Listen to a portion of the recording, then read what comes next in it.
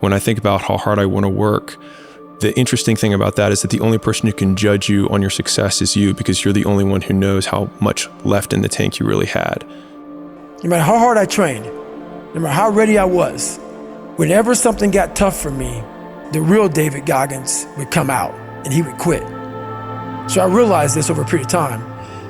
I had to build Goggins. And in that process, that's where I get better. When you half-ass something, you just don't know whether you failed or succeeded, got what you want or didn't get what you want. Finding out and looking in the mirror and going, I didn't half-ass it, I went all the way, I found out, and that ain't for me. Or I found out, and you damn right that is for me. That's a great place to get to. Do not settle. Do not think that where you are and what you see is all you will ever have. There is more. But change doesn't always come to you. It comes from you. Not everybody's gonna believe in you. There are gonna come times where you're gonna be broken all to pieces. And you're gonna feel like you cannot get it all together. You can't seem to bring your life back on track. But get that mess out of your ears and listen to the words that I'm saying. You can put your life back together again. You have the faith, you have the strength, you have the knowledge, you have the ability. Now go to work and do your business. And I just want to ask anybody listening to me, why not you? Why not you? Why can't you be the person that changes everything? The innovator, the trailblazer, the disruptor, the person that makes a decision that I will not be the weakest link in the chain of a dynasty. How much time do you think you have left? Don't live your life as if you're gonna go on forever. You don't have to start over. Start up today. I'm here to tell you that once you get started, you can't stop until you get there. I'm telling you, when you get in the boat, you make a commitment. It doesn't matter if the gale comes. It doesn't matter if the winds and the waves come. It doesn't matter if the storm comes. Just keep rowing. Am I willing to see it, dream it, count up the cost, and then pay the price? Most of us are not willing to pay that price. I like to think about it as this. You can be two things at once. You can be jealous of somebody, and you can also allow that to inspire you at the same time. You can be afraid, which is true, and you can still find the willpower to push yourself or discipline to push yourself forward. Human beings are very complex, and when you start to understand you're not just one thing, it gives you freedom to ride the waves of feelings, to ride the waves of experience, and to kind of go down and go, oh, this is a terrible thing, and know that you will be able to come out the other side of it. Every single good thing that happens in our lives, everything, comes at a cost. There's nothing for free. Somebody with an incredible career has no relationship with their kids. Everything comes at a cost, but at the same time, everything we struggle with has opportunity and lesson that goes with it. It's always balanced. And when something horrible happens in someone's life or something goes sideways, I always ask, but what did you learn? Life is about the pain of being alive. And when you know that, I find that very helpful to me. When I come back to that, I'm like, I'm struggling, I'm disappointed here, I wish this outcome had been different. But when I can come back to like, oh, but that's what life's all about. So what do I do now? You breathe it, you experience it, and then you move on and you heal in the doing. You've got to learn to be more resilient about these things, because that is life. It's not a bed of roses. Life is tough. And there's just a part of you, I think, in anything you're doing when you're struggling, is this really for me? Is this my destiny? Should I be doing this? And we misread failure from some sign. You know, is this a sign I shouldn't be doing it? You know, is this a sign I am, not cut out for this? Instead of looking for signs that you can win. right? And so I spent the first 5 years literally trying to find ways to quit, trying to find ways to get out, struggling. And I went broke. I lost a car. I had the water turned off in my place. People don't realize that there were just years and years of grinding and struggling and worrying in the beginning. And then I made some mental changes and some shifts that altered my life then again. I think you can win. I'm positive you can win. You just need to start changing your mindset. It means that you need to look at yourself and figure out who you are. What are you good at? What do you like?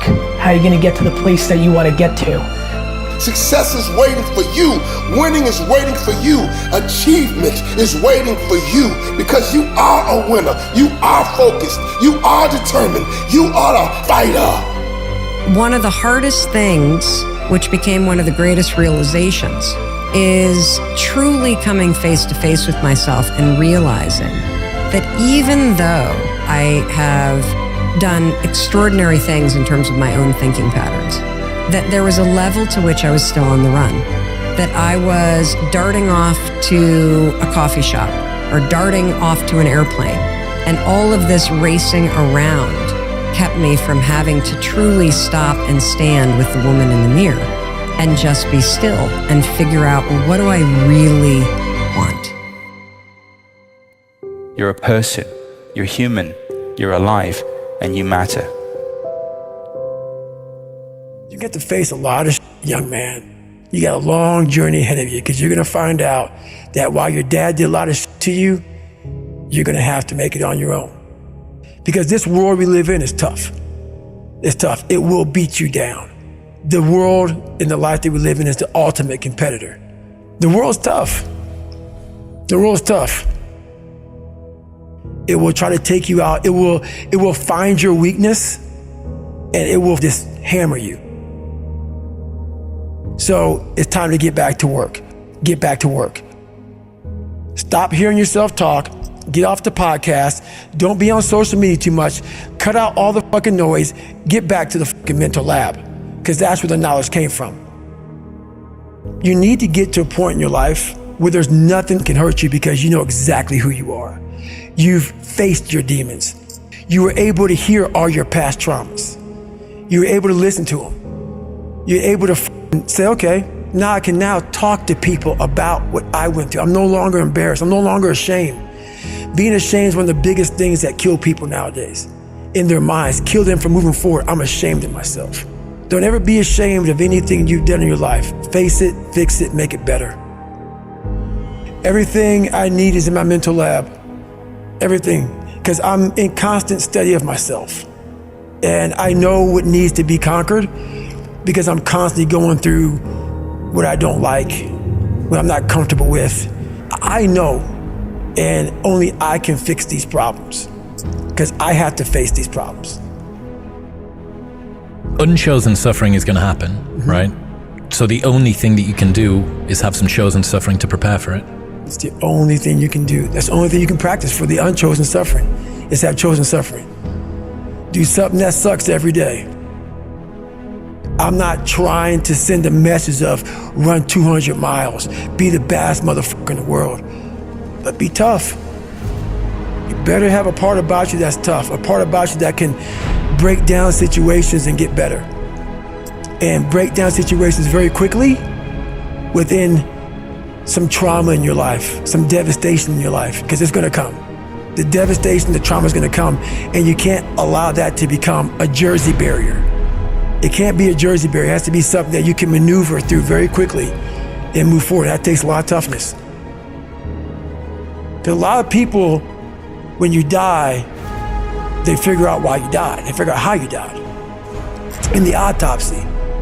But we never do a live autopsy to figure out why we're dying while we are alive. And I was dying. I was living every day, but I was really dead. And so I figured it out. And once I figured it out, I was able to reborn. I was able to be reborn. You must take this knowledge that you learn from all this shit is knowledge.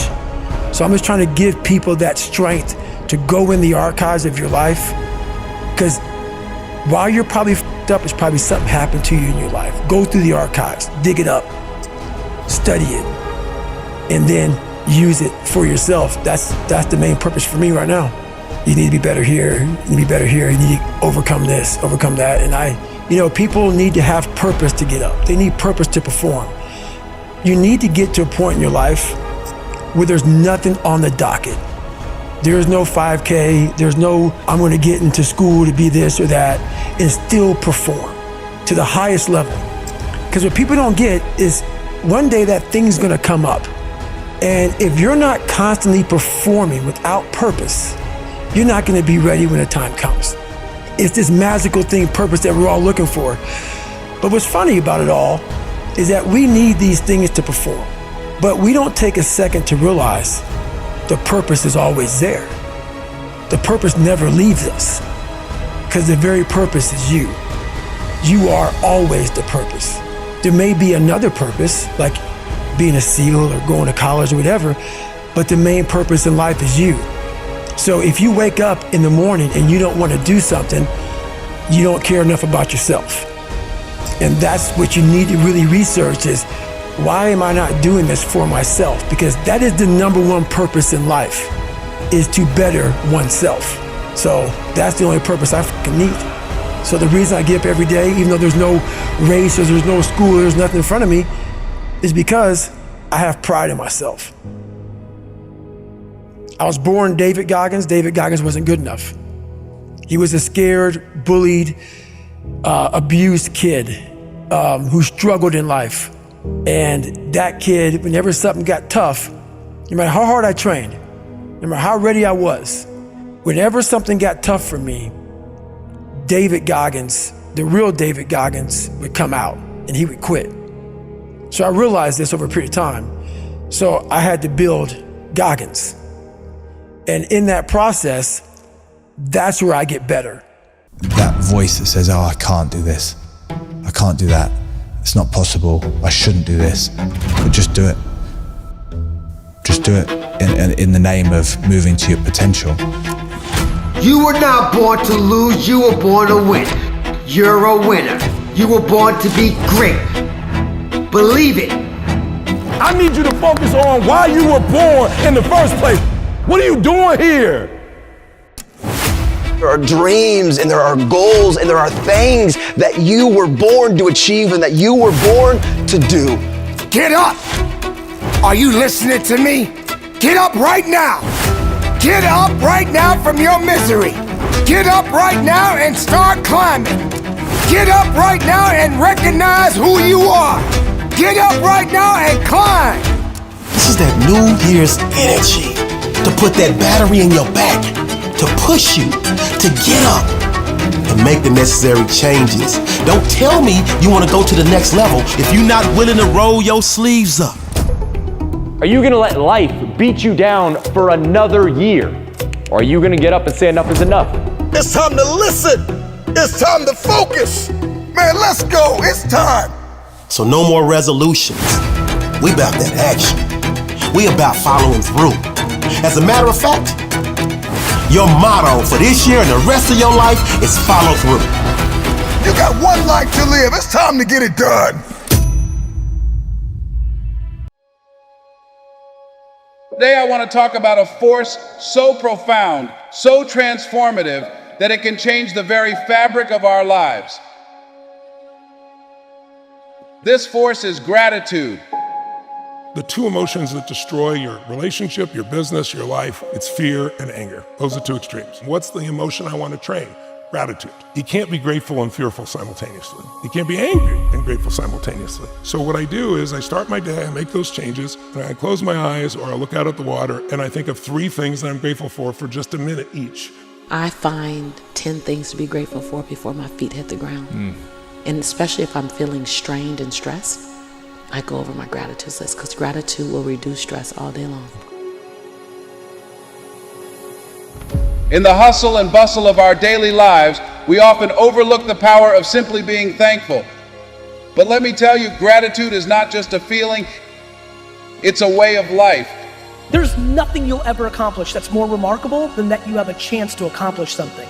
When you're so grateful for the at-bat, you're happy. When we unpack the architecture of a winning mentality, we're dealing with somebody that every single day they are beating on their craft and they're closing the gap. They are crystal clear about where they are and where they're looking to go. This is the type of person that's got tunnel vision. They move in the dimension of mindfulness and gratitude. Say thank you for your heart that knows how to mend when it's broken. Show gratitude for your composure that helps you control your emotions. I stand here in my greatness. I own my light. I own my brilliance. I am bold. I am courageous. I'm perfect in my imperfection. This is my time. This is my time. I'm bright enough. I'm old enough. I'm young enough. I've experienced enough. I'm wise enough. I understand that I am enough. Breathe. Own it. Own it. If you're in a state of gratitude, it makes total sense. Then you will accept, believe, and surrender the thoughts that are equal to that emotional state, and you could actually program your autonomic nervous system to make a pharmacy of chemicals that causes growth and repair to happen in the body. You start feeling gratitude, you start feeling more gratitude, you start feeling love, you start feeling more love, you start feeling kindness, you start feeling care, you start feeling appreciation, you start feeling creative, you start feeling inspired. You practice feeling those emotions, and you get that heart of yours back into balance. We discovered that once energy makes it to the heart, it's going right to the brain. They take 3 minutes and it's kind of like a blessing or a prayer for the people around me, for the people I love. And there's been a lot of studies that Dalai Lama and others have done on compassion for strangers, what it does to your brain. And then the last 3 minutes I call 3 to Thrive, where I focus for a minute each on something I really want to make happen. I give thanks for it as it's done. I see it as done, I experience it as done, I wire my particular activating system. So now it's going to notice anything that relates to that, but it has a joyous feeling to it as well. And I'm done in 10 minutes and I'm ready to rock and roll. I'm trying to get people to practice reframing their perspective. I practice gratitude every day. If I wake up in the morning and nobody I love passed away or came down with a terminal illness, then my day starts off great. When I wake up today, every single day, I wake up grateful. I wake up happy. I wake up excited. Pause and reflect on what you're grateful for. This simple act can turn darkness into light, struggle into strength. Embrace the power of gratitude and let it be the foundation of your journey. Be grateful for life. Be grateful for your children. Hug your loved ones. You know, tomorrow's not promised. We all gotta fight. Because winning is not just an exterior thing. It is very much an interior thing. Winning has everything to do with your mentality. It has everything to do with how you talk, how you walk, how you think, how you overcome conflict, how you navigate a room, how you navigate relationships, how you manage your time, how you manage your money. Winning is not just an end thing. It's not just a crown or a trophy. It is the process. It is not just what I want. It is who I am becoming. Carry the power of gratitude with you. Let it illuminate your path, strengthen your spirit, and deepen your connection.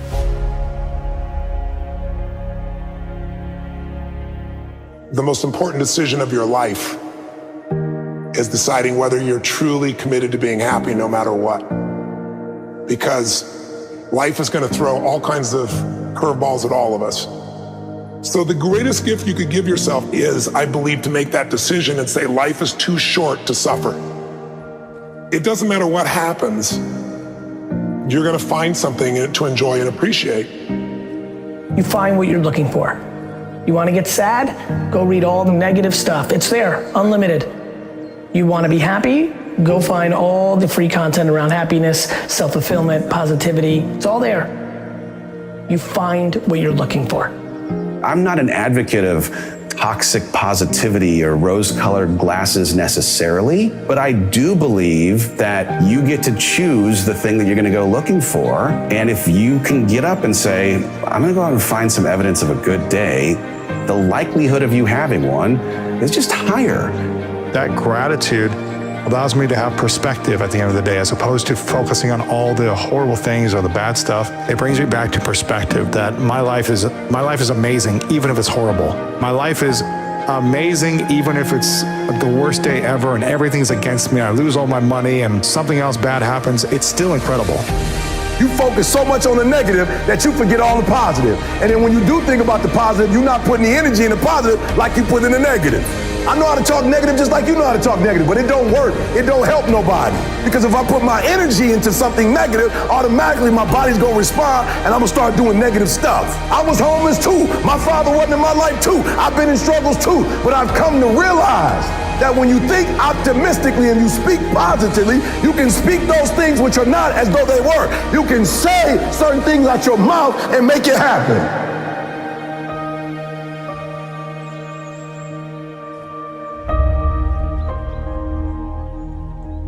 Positive thinking is not about being delusional. Positive thinking is about learning how to take control of internal processes and understanding that that will shape your external environment.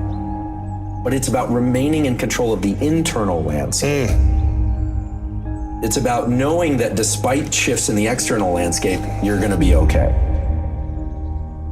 This wave of betrayal, this wave of fear, this wave of grief, this wave of frustration, this wave of feeling stuck, this wave of feeling hopeless, it's temporary.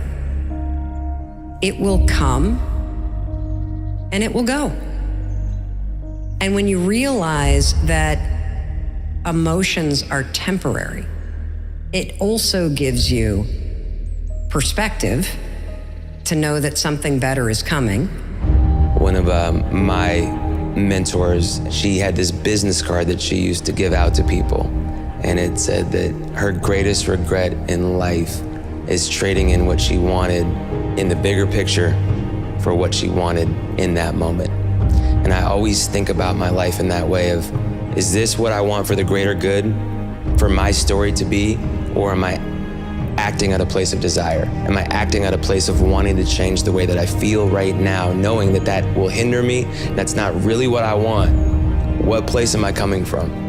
Smart people like the idea of being cynical because it seems like you've considered all of the options. Only somebody that's a smooth-brained idiot would believe that things are going to go well, but it fails to recognize that your experience of your life is largely determined by the story that you tell yourself about it. Well, I think it's the idea of going, look, you can change the way that you think about things. So I was thinking about things I can do this narrow bandwidth of things. My belief system, the assumptions I've made about life. Well, you can get a job and you can work for someone. And after you get a job and you work for 40 years, you get a pension and then you get the pension. I was on a conveyor belt. Sure. And suddenly I went, oh, I could believe anything. I could believe that I could do anything. I could believe that I could be the guy on the TV show telling jokes. And you can. What you believe dictates your life. You'll be the barrier. You'll be the thing that stops you. Life itself is what we deem it. That's exactly right. It is what we deem it. And so you have to be relentlessly protective of the information that you take in, the thoughts that occupy your mind, the people that you surround yourself with. Because all of those things are influence factors. Another Stoic philosopher once said that, you know, when you leave your house and when you come back that night, you come back as a different man. You're never the same man coming back, right? Well, you're either coming back as a better human, more transcendent, more aware, more connected, or not. So every single day for me, it starts at ground zero. I'm humble and I'm listening and my mind is open. And this is what I've seen and this is what I can tell you about. Everything that I look at, I try and look at from a humble perspective. And if you don't do that, it's going to be a problem. Perspective is everything. Let's go. I need you to hear me loud and clear. How you see this thing is everything. I just limited envy and jealousy, and I leaned into optimism and gratitude. If you're deeply unhappy, instead of blaming everyone else for it, put in the work to get out of it, because you can. I believe in people. I fucking believe in you. How will you see the rest of your day? Because Because how you see the rest of your day will oftentimes determine the way you see the rest of your life. If you're gonna do it, do it. Say what you can do what you say.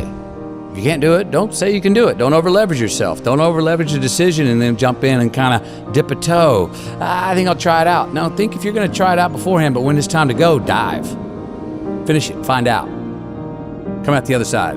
Don't leave it and go, ooh, if I just would, That keeps me up at night. I think it keeps a lot of us up at night. When you half-ass something you just don't know, whether you failed or succeeded, got what you want or didn't get what you want, finding out and looking in the mirror and going, I didn't half-ass it, I went all the way, I found out, and that ain't for me. Or I found out, and you damn right that is for me. That's a great place to get to. I think part of the challenges in life is a lot of us are running around half-assing ourselves, half-fooling ourselves, not full of ourselves, not studying ourselves enough, not holding ourselves to task enough, not patting our own self on the back when we do get what we want enough, not cracking our own whip on our backside when we do get out of line even though we knew better. I wish we were more full of ourselves that way. Someone said this to me before. Matthew, you're so full of yourself. And without thinking, I was like, well, who else am I supposed to be full of? That's a good line. And I stopped after. I was like, that's exactly what I meant. And I went and wrote that down. I wish more people were more full of themselves. I think we should take some time to be able to look in the mirror and own that thing that we pulled off and go, good job. That's what you wanted. That's what you got. At the same time, be able to, as we do more often, look in the mirror when we fail and go, bogey, you did not pull that off. Give others and yourself more credit.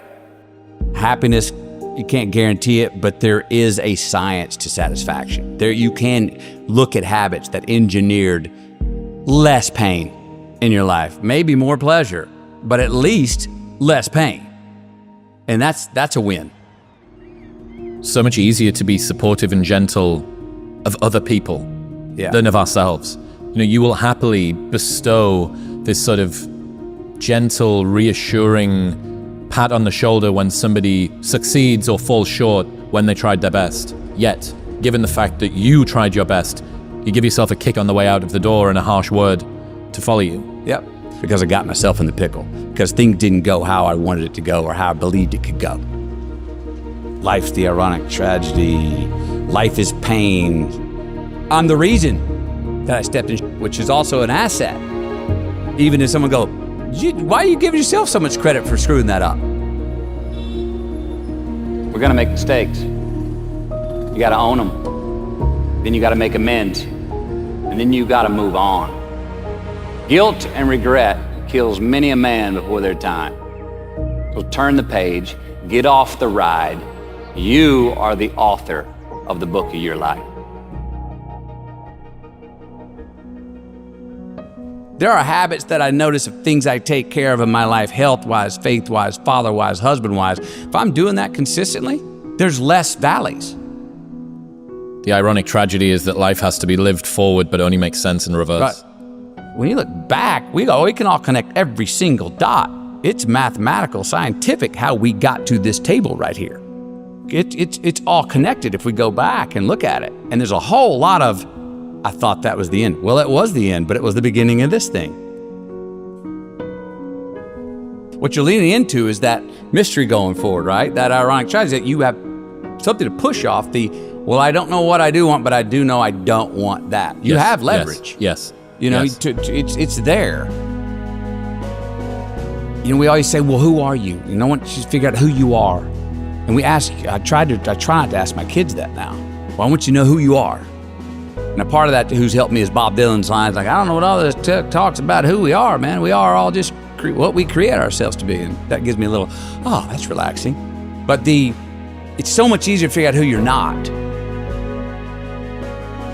And if you start eliminating the who I'm not, by sheer mathematics, you end up moving toward more of what feeds you and who you are. And it's a hell of a lot easier thing to go, how can I get rid of some bullshit in my life, than it is to go, well, how do I go to my true self?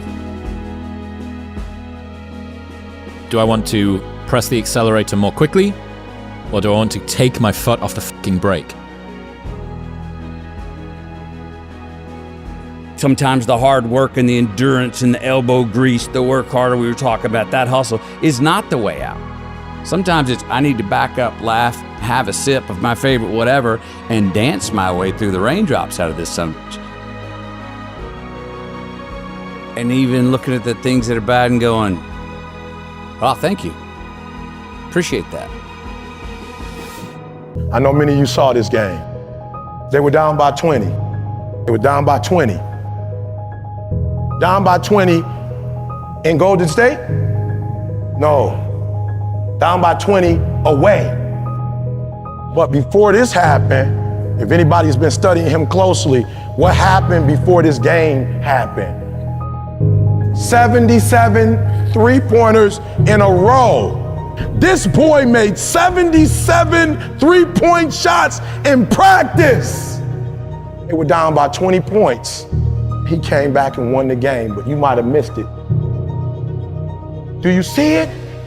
He's shooting a three-pointer with his eyes closed. They showed it on Sports Center. The boy's eyes is closed with the three. Boom. Muscle memory. His eyes is closed. What was he thinking about? He was thinking about in practice. 1, in practice. 2, 77. And he starts saying to himself, we down by 3 points. 3 times 7 is 21. Let me give him the business. 1, defense. 2, defense. Guys, don't worry about it. Just give me the rock. You sure? Remember what I did in practice? Seconds left. He not even at home. He away from home. He got his eyes closed. Boom! With one of the best defenders checking him. This kid didn't take his team to the most wins this year because of what he does in the game. This is your year. This is your moment. If not you, who would have not now win? This is you, baby. Ain't nobody stopping you but you. Can't nobody stop you but you. You not average, stop acting like it. You not average. Why you being average? You not average. Why you being good when you not good? You great. You phenomenal. When you gonna step up to the plate? You gonna let a high school dropout, somebody that lived in abandoned building, somebody ate out of trash, outdo you? I couldn't hardly read when I got to college. You gonna let me outdo you? You're greater than that. And so I need you to do me a huge favor. I need you to dig deep. If you've got the talent and you can work on the hard work and put them both together, then you give yourself the best chance of becoming a top athlete. When you start to build yourself up and start to have real, authentic confidence from hard work, everything else goes away. What's the secret to success? Hard work, hard work, hard work. The key with me is just always finding what the anchor is. And the anchor is getting up at 4 o'clock in the morning every day before anybody else and grounding my thought process in the no one will outwork me. No one. The true secret of success is to accept the truth that the only path is the path of hard work and productivity. You understand that if you struggle now, you stand tall later. You understand that if you suffer now, you smile later. You understand that if you sacrifice now, you will succeed later. When I realized that I can learn through hard work and I can beat the valedictorian in school, but I got put in 10 hours more a day than he does. You know what kind of strength comes from that? When you're sitting down and that guy, that valedictorian studied for an hour, and you know I caught you, and I am dumb, but I have the work ethic to catch you. That's where David Goggins got really invented. How can a champion be a champion without hard work? How can you get that promotion that you know you deserved without hard work? How can you be the best father or mother you can be without hard work? Consistency. Sometimes you beat people not because you're better, you just wear them out. You just wear them down. That's gonna be the year with some team, you just gonna wear them out. How can you get to the next level without hard work? I'm telling y'all gotta get to the place, bro, when you execute, when you get it done, and when you come out, they just scared because you out. When Mike Tyson came out, he didn't have to fight 80% of his fight. He just came out, and because people knew he could execute, boom, boom, boom, boom. When you get results, when you execute, man, it's a difference. Don't wait for someday. There are 7 days in the week. Someday isn't one of them. What God has blessed you with, the talent, he's given it to you to play ball. He gave it to you. You just was blessed with it. Now you got to put in that work. Tired don't mean nothing. Tired is only in the mind. You tell yourself you're tired, you're going to be tired. I don't get tired. I'm going to beat you. I'm going to let you know I beat you. I'm going to want you to reconsider your professional life choice. My father who raised me, his thing was, son, you may not be the best, but leave everything on the floor. You put 120%. I'm just asking you to do 120. Like every day when you come in, 120. You gotta want it so bad. You gotta give all of yourself to get it. You gotta be obsessive. Because I didn't grow up with things being handed to me. I had to work hard, I had to dedicate myself, and I had to be determined, and I was. The bottom line is that if you're talking about beating everybody else on the planet to a thing, what you're actually talking about is what are you prepared to sacrifice psychologically, physically, existentially, relationally, socially, in terms of your self-esteem, your confidence, everything, right? All of that. That pain you feel, that's a pain of success. You must be willing to shoulder that pain to get to success. And success is something that's a very lonely path in this world. Because few are willing to make that down payment of pain for that futurement of success, a better life. Very few are. So if you want to be the top, you gotta move different. There wasn't a lot of smiley faces with me out there. There wasn't a lot of smiley faces with Michael Jordan. There weren't a lot of smiley faces with Kobe Bryant. There weren't a lot of smiley faces with Tiger Woods. Even when I watch sports today and see these guys on the range, like they're all buddies, and I'm like, that's not the killer instinct. That's just not. I don't think Muhammad Ali or Mike Tyson were trying to be friends with anybody. I think they were going out there on a mission. And if there was someone in their way, they had to crush them. There's never any doubts in my mind because I'm the best in the world. Even though a lot of you don't like to hear it, it's fact, I'm the best. You know what I mean? Sometimes I don't want to believe it myself, but it's the truth. I'm the best. You can love me. You can hate me. I'm not here to make friends. I'm here to win. At the end of the day, even Alexander, one of his famous quotes is, I have met the enemy, it is I, right? And although that is one element of an enemy, that's great. We need that. Michael had it, Brady had it, Kobe had it, but there's a crazy psychologically, you can call it, psycho-competitor that they're constantly in the search of recruiting their next enemy.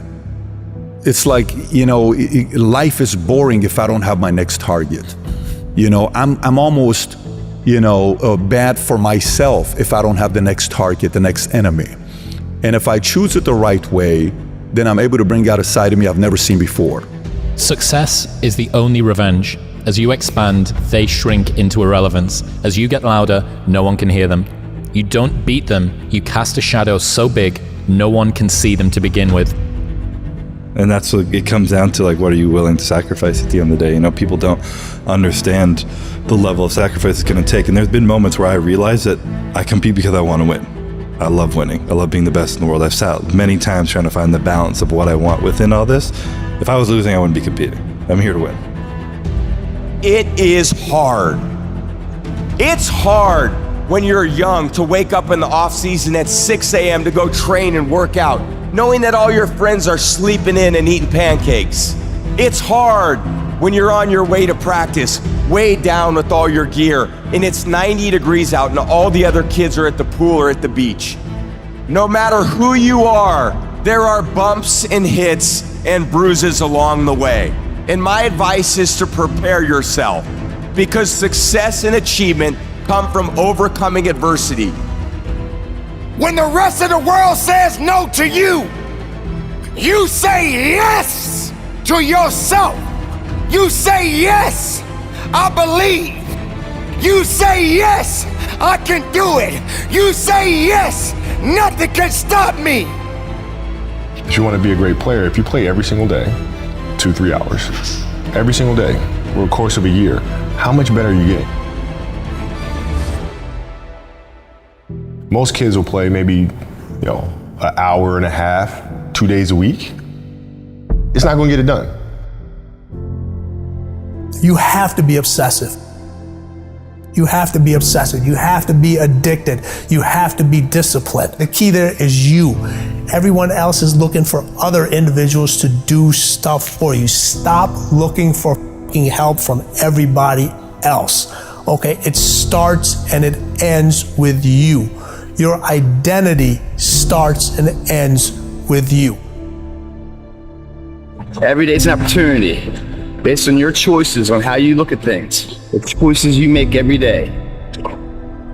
That is what you are in the mirror today.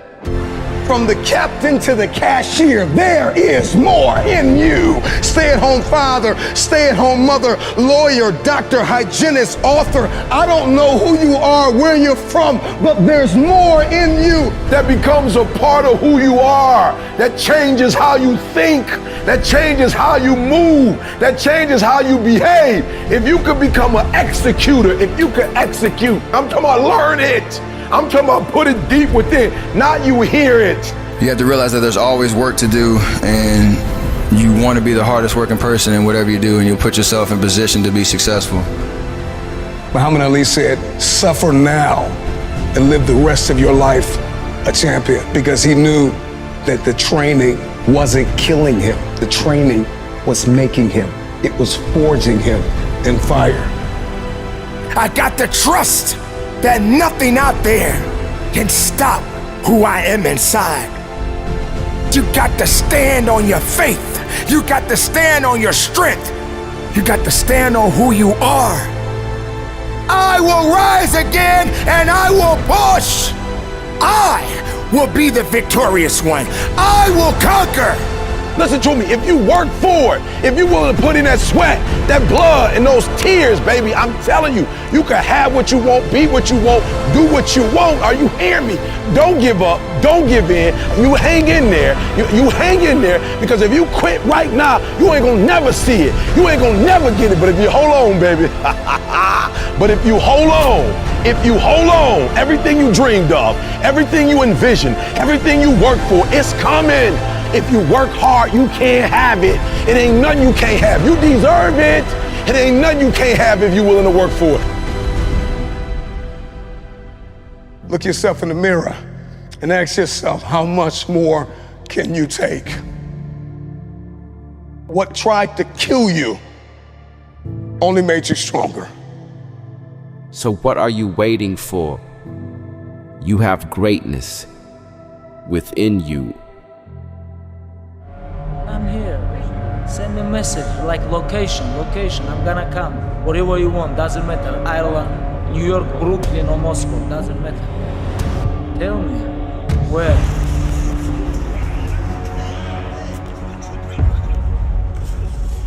That's not good enough. The final. Think the in right now. What's the matter with you? Tomorrow. There is no tomorrow. There is no tomorrow. There is no tomorrow. There is nothing to save myself for or give myself to. I fight because I know nothing else. You think darkness is your ally. You merely adopted a dark. I was born in it, molded by it. I didn't see the light until I was already a man. By then, there was nothing to me but blinding.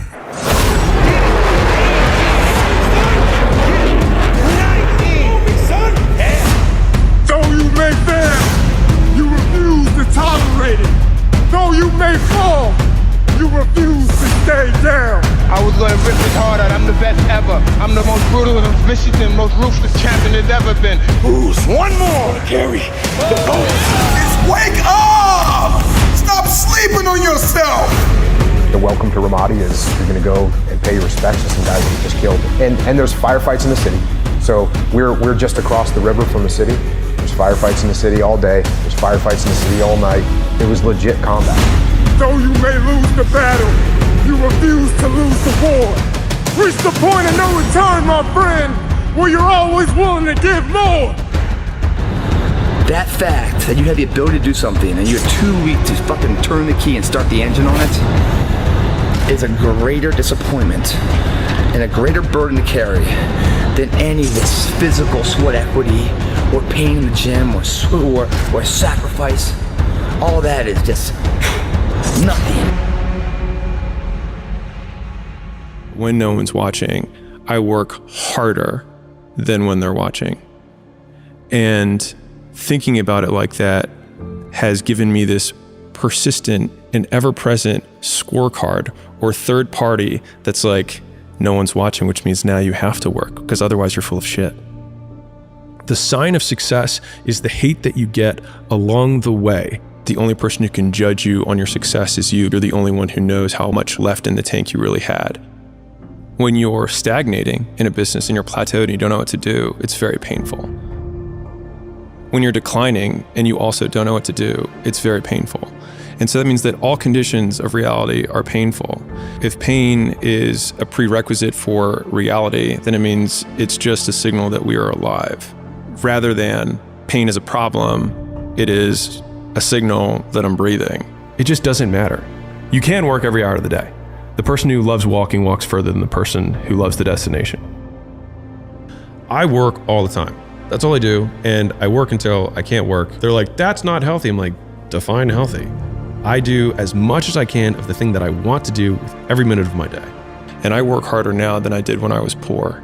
And I think it's because I've learned to enjoy it. And most people say, I wouldn't live my life that way. You're always working, you're always doing these things. But it's like, I'm actually always spending my time in pursuit because in pursuit is my button for enjoyment. I will do enough work that there is nothing left to be done. Everyone believes in the American dream until it comes true. And I remember because what had happened was everybody when I was sleeping on the gym floor, right? Like, you know, I was the underdog. You know, my clients were all like, "Oh, good for you. You know, you're going after your dream." And they'd see my blanket and my pillow in the corner of the gym, and they knew I was sleeping there, and it was evident. You know, I lived there, and that everybody was like pro me. And then people would come in, they sign up like, "I'm gonna support you," right?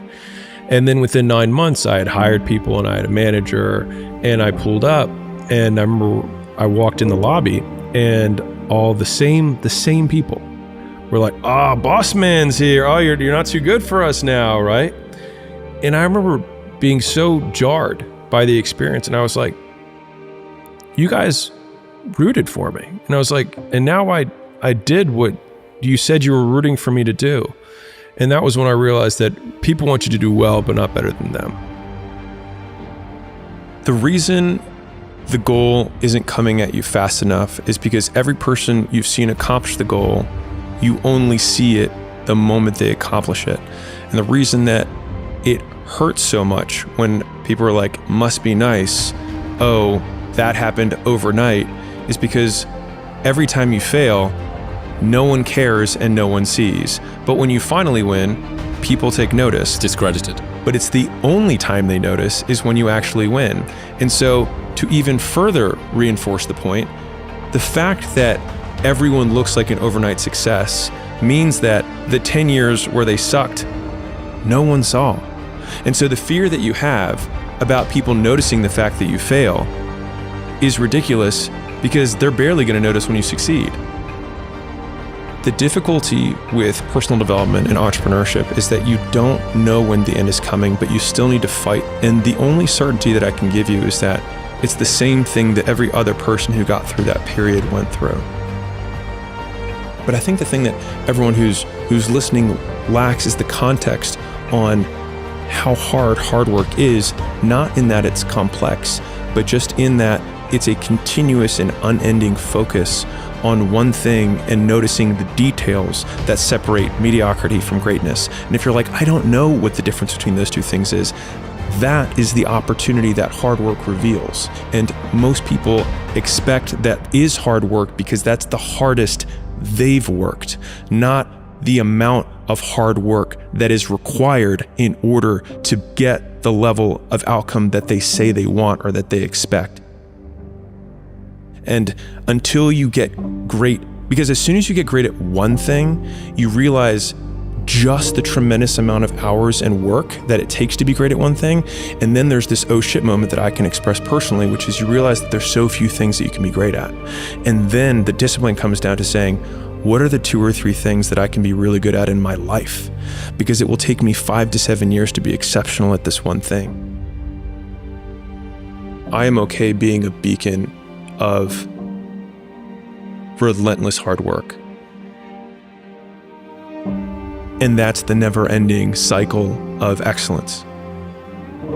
Oh, I just have to figure out what to do. When I wake up every day, there's only one voice I have to listen to. And so then it's like, just do it for me. Yeah, we need to be reminded more than we need to be taught. It's one of my favorites. There have been so many times in my life where I knew I needed to do something, and then I filled all this extra time not doing that thing. And then the moment I did it, I was like, wow, that took way less time than I thought it was going to take. And not only that, it took way less time than it took me to delay to actually get to this point. And if I had only started with just doing what I was supposed to do, I could have done 4 or 5 other things that I was also supposed to do by this exact same point. Waking up and then trying to shrink the time between when I wake up and when I start working, and shrinking the time between one task and the next task. Like, you don't need to take 30 minutes of getting ready to start working. Like, you can just start working, because as soon as you get into it, you start pulling the thread and you're like, oh, here it is. And all of the time that I was getting ready to work, I was just using up my best brain power time on things that truly don't move the needle at all. The vast majority of business owners work a fair amount. They just work on the wrong stuff and they do it the wrong way. And so they get so little for their effort that they wonder when they're at home empty-handed in bed, why isn't this working when I am working? But if you define work, at least the way I do, which is output, and in order to get output, it's volume times leverage. So how many times you do the thing times how much you get for each time you do it. And so that is the, do you work smart or do you work hard? It's you do both. You do as many reps as you possibly can, and you do it with the most leverage possible. So if I make 100 phone calls, the leverage that I can have there would be how skilled I am. So if I make 100 calls, I might get 10 times more. And so I worked more, I had more output than somebody who has less skill. But the only way you get skilled is by working more. And so it's this virtuous cycle of doing more and getting better, and then you get more for what you do. I talk about the rule of 100 on steroids, which is something that I learned from a guy who owned 13 or 14 really successful gyms, and he called it open to goal. And he said, yeah. He said, my managers work open to goal. And I was like, what does that mean? It's like, so they work open until they hit their goal. And so sometimes that means they hit their goal by noon and they can cut out. Or that means that they have to go from 5 a.m. until midnight that night, because that's how long it took them to hit the goal.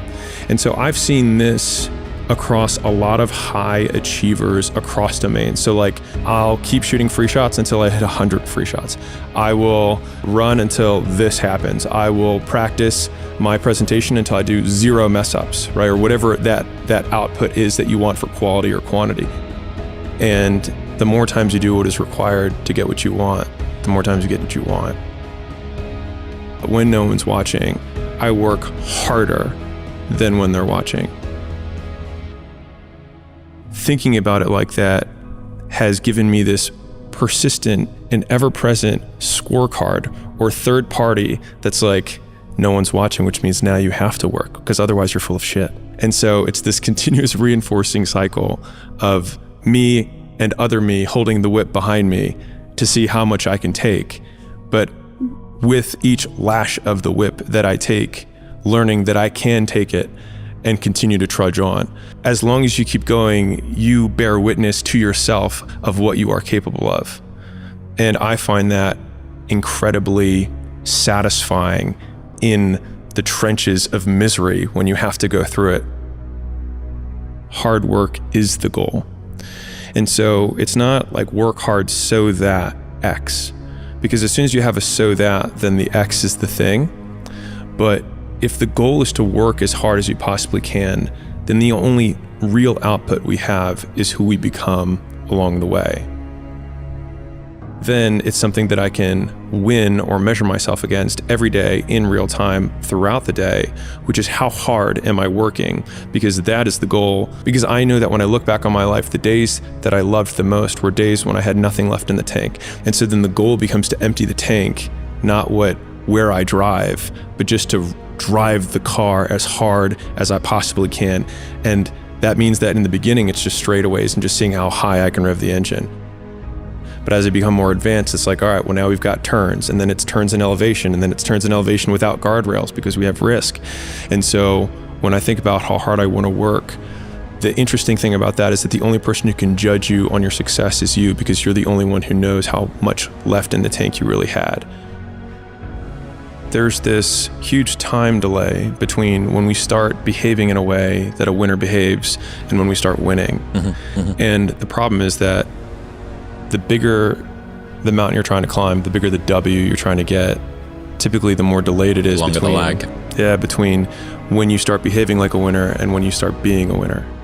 And most people don't get the fast enough feedback loop to know that they're on the right path when they are taking these first steps in the right direction, because they have this really big goal, but they forget that with that really big goal comes the even longer delay that it takes to get there. Every day when you wake up, you have choices. Life is about choices. We all have the same 24 hours in a day. And you can hit the snooze button and you can stay in the bed where it's safe and it's comfortable, or you can get up and face the world. You can stare at your phone scrolling on social media endlessly, or you can create habits that are going to help you become the person that you want to be, the person that you are destined to be. The power lies in the decisions that we make every single day. Show up. Make the choices that your future self would thank you for. Don't just let life happen to you. Create the life that you want. One choice, one action, one day at a time, because in the end, your life is nothing more than the sum of your choices.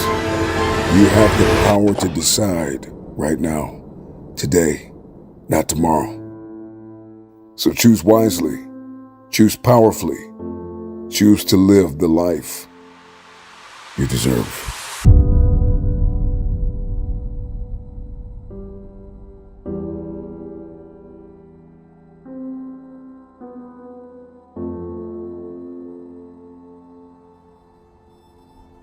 That's the game, right? Like either you're right or you're wrong. Either you win or you lose. But if you're gonna come to me and tell me you don't have time, in a world where I work every fucking second for 18 hours a day, right? You're gonna have a tough time making me feel bad that it's not happening for you, because that's part of it.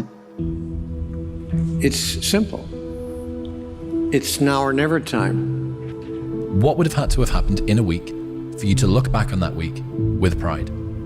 Okay, maybe stop breaking promises to yourself. When you say, I'm going to wake up tomorrow at 7 a.m., and when the option comes to hit the snooze button, don't do it. There's one win that you've got for the day.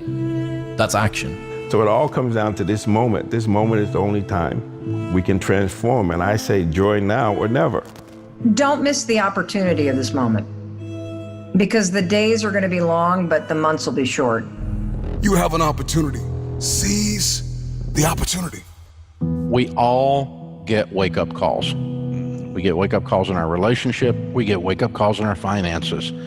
And some people, the phone's ringing off the hook right now. They're getting wake-up calls on a bunch of things. They're at home with their family, and they're starting to realize, I was disconnected from my family. I haven't been plugged in. They got a wake-up call on their relationships at home. They've gotten a wake-up call on, I don't have any savings and I'm deeply in debt. This isn't working. And so the cool thing is when you get the call, then you have to make the choice. Are you going to answer the phone? If you pick the phone up, that means, baby, it's time to change. Are you going to answer the phone? Are you going to change your life where you say, never again? Maybe it's time to increase your quality of life. Maybe instead of staying in the middle back seat, it's time to upgrade to the exit row. Right, or business class. Business class, or maybe it's time to eat at a different restaurant. Maybe it's time to really think about your money dial and say, hey, I always claim that wellness is important, and yet I'm still eating like the same old thing I used to eat 10 years ago. Maybe it's time to upgrade what I eat and where I work out and all that kind of stuff, my gear.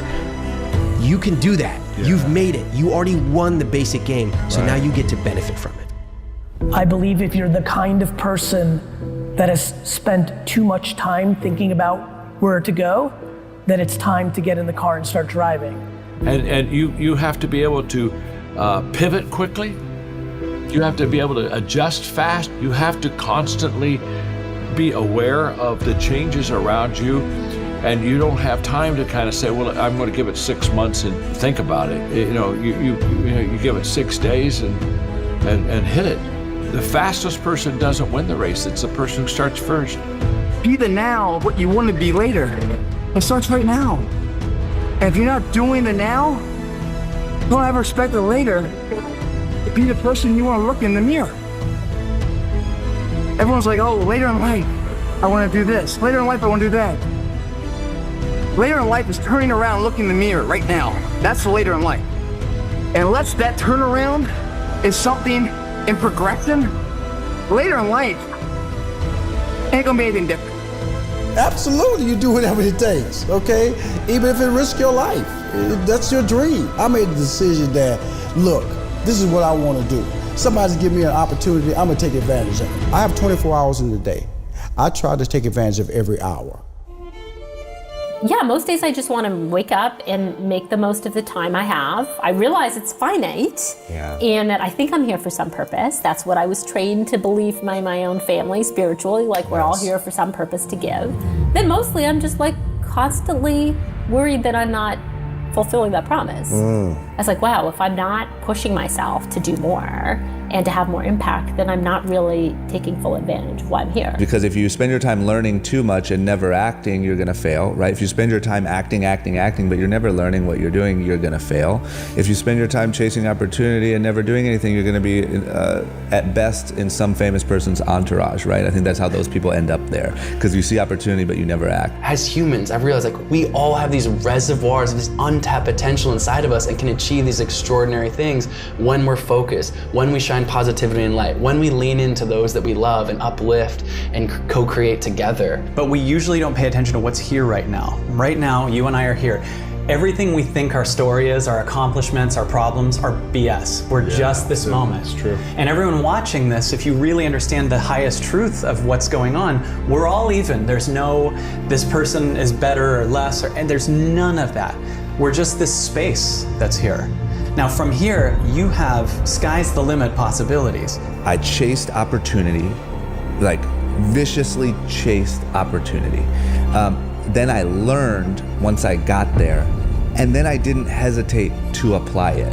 You know, the worst thing you could ever do is if you're pursuing the wrong dream or if your dream changes and you don't change with it. I know from a personal level what that feels like, to be in pain or to feel like you're not worthy or that you're never going to be anything. And I was like, you know what? It's time for me to free my own mind. Yeah. And resentment and anger and all these things that I kind of will just keep internally. It's time to rewrite this story. If you're about to make a change in your life and you feel uncomfortable, that's the best feeling you can have. Because for the first time in your life, you're making a decision that's going to be best for you. Now is your time. It's your moment. It is your day. Now is your time to win. Now is your time to make a difference. Now is your time to have an impact. Now is your time to make straight A's. Now is your time to be noticed. Now is your time to be heard. Now is your time to be seen. Now is your time to do this thing. It's your moment. The only belief that matters is that if you put time and energy into getting better at something, you'll actually get better. And that those skills have utility. And typically when somebody learns something easier, we say, oh, they were born with it. But the reality is they get a disproportionate return on the amount of time that they spend studying that thing. They still have to study that thing. And so you don't find people achieving just levels of greatness. You know, even take a LeBron, who the amount of time that he spends working on his craft, making sure that his body's in peak physical condition, reading the game, all of that. He has to do all that, even though he has also incredible natural talent. So it can be useful to look for areas where, hey, I have a love for this thing and I'm good at it. I get a disproportionate return. That's a better way to think of it. That when I put energy into learning this thing, I get maybe 1.3x return on that versus somebody else who might get a 0.7 return. But what I want everybody to understand is you get a return. And so once you understand that you get a return, it may take you longer. You may have to work harder than somebody else. But if you love it enough and you want to be that thing, then you can become that thing. But now is your moment. Now is your time. Now is the time where the talking is done. Now is the moment where you got to make a decision. And the decision is simply this. Are you ready to take the next step? Are you ready to start the new chapter? Are you ready to go and build a legacy? Are you ready? Are you ready? There is no tomorrow. Sometimes it's just you and God. It's just you and God, where you got to put the work in alone. And you have to identify your strengths and your weaknesses. And you got to become self-aware. And you've got to identify where you are self-sabotaging. And you've got to train your body and your mind. You've got to bring yourself to peak condition. You got to develop your strengths and increase your capacity and your endurance. And you've got to stretch, and you've got to push, and you've got to pull, and you've got to leap, and you've got to run. And sometimes you will grow weary. And there will be days where you don't want to get out of bed, where you don't want to eat, you don't have the energy to think, and nobody calls you, and nobody texts you, and nobody checks on you, and very few believe that you will ever come out of this darkness, you will ever come out of this hole. You have to believe. Here's one of the #1 keys to your future: faith. Man, you gotta believe. You will need night vision. You gotta be able to see in the dark. It's you and God. Until my team shows up, I will fulfill my destiny. I will be undefeated. I will be unstoppable. I will be a force to be reckoned with. No weapon that is formed against me will be able to prosper.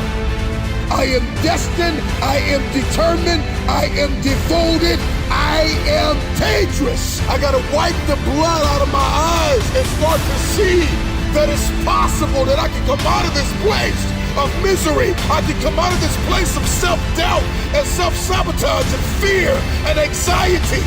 And this idea that my industry is saturated, that there's enough people. There is only one you. To face the adversity with a fierce determination, a hunger and a resilience, and a devotedness to your destiny. I am devoted to my purpose. I am committed to the journey, the process, the pruning, the shaping, the reforming, the preparing, the conditioning. Whatever it takes, I will get it done. One man wrecking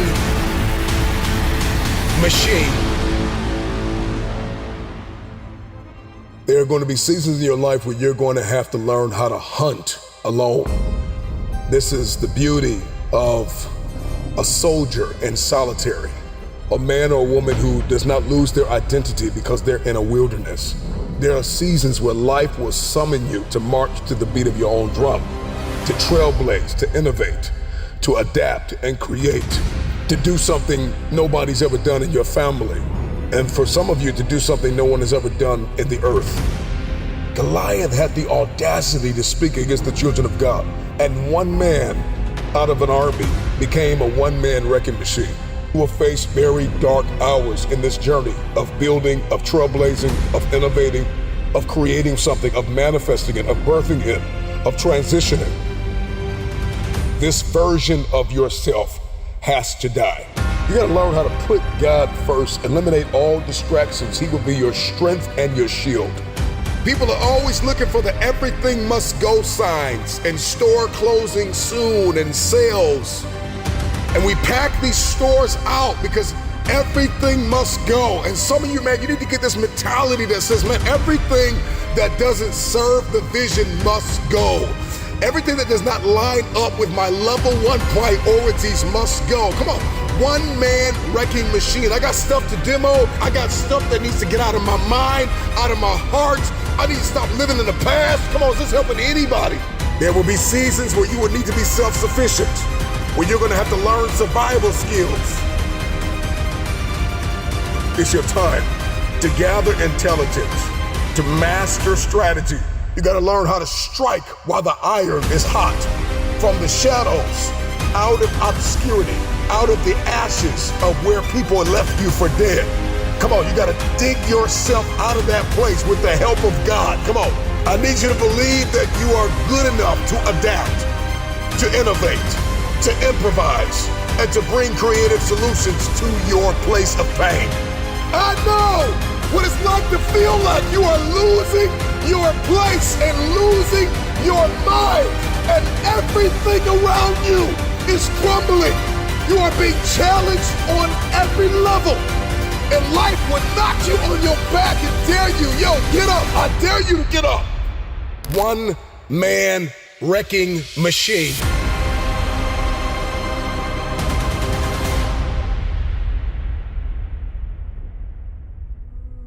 There are people that you walk past every day that are dying on the inside because they don't know who they are. They don't know their value. They don't know their purpose. I don't care if you're an athlete, a musician, an entertainer, an innovator, a philanthropist, a poet, a singer, a filmmaker. I don't care who you are. And you're gonna be scratching your head, sliding down the wall, asking yourself, are you still called? Where's my audience? Where's my tribe? Where are my followers? Why am I even doing this content? Why show up every single day? Because eventually, the tide will begin to change. You still waiting on that alarm clock to wake you up. You're still depending on a sound to get you up and get you moving. You depend on it so much because you're too lazy to get up out of that bed and get on with your life. That alarm clock ain't got no business for you. You living your life like tomorrow is yours. You have allowed laziness to control you because you don't want to get yourself up. Enough! Hit the reset button and get to work. Rebuild your life. Your life is precious.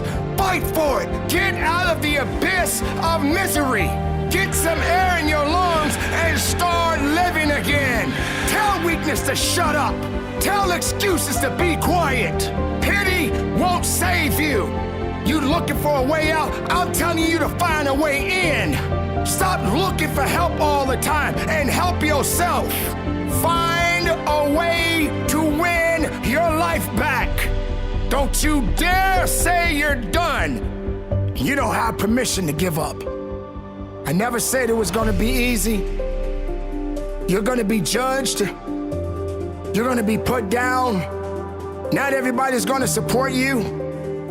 Not everybody's gonna believe in you. There are gonna come times where you're gonna be broken all to pieces. And you're gonna feel like you cannot get it all together. You can't seem to bring your life back on track. But get that mess out of your ears and listen to the words that I'm saying. You can put your life back together again.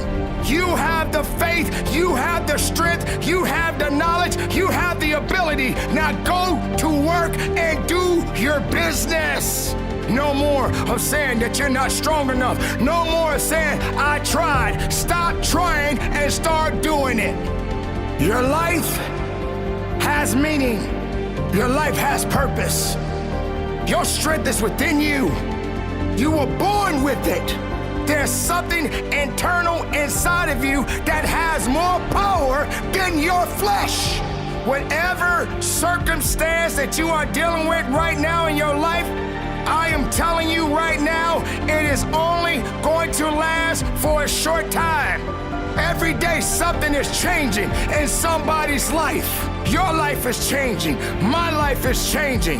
Your loved ones' lives are changing. Stop wasting time doing nothing with your life because you only got so much time, people. Keep in mind, ladies and gentlemen, there's one thing that we cannot escape. The inevitable is coming for all of us. Death is something that we cannot escape. Life is no joke, ladies and gentlemen, but it is such an amazing gift. What we do with it depends on how we live it. Think about what you're doing with your life. I get it. People are hurting. People are miserable from time to time. People are angry from time to time. I understand it. You know why? Because you're a human being. And being human is hard. Being human is tough. But guess what? Nobody can do you better than you, ladies and gentlemen. Find a way to understand that your life does matter. And it is not over. You can put it back together again. With passion, with conviction, with purpose, with will. But if you're sitting around being miserable, looking for a pity party, looking for someone to save you, you're gonna be in a world of hurt. Stop with that madness of being pity. The world is what it is. People do what they do. Not everyone is decent. Not everyone means you well. And the world don't stop because you having a bad day. You having a good day because you're still alive. That means it's a good day. Maybe it wasn't a great day, but it was a good day because you made it and you're still alive. Everybody's gonna fall. Everybody's gonna get knocked down. But you don't have to stay there, ladies and gentlemen. As I always say, get back up and keep pushing forward. Nobody's coming down there to get you. You gotta get up. Stop looking for someone to pull you out of a situation that you did not have to be in. I'm looking for this person, I'm looking for that person to bail me out. No, bail yourself out. Figure it out. Don't look for everybody to save you and get you out of your mess. Get yourself out of your mess sometimes. Don't depend on others to make you happy. Don't depend on others to give you a better life than what you have today. You depending on other people instead of depending on you. Have some integrity about yourself. Stand on your morals and your principles. Stop selling yourself out. You don't have to start over. Start up today.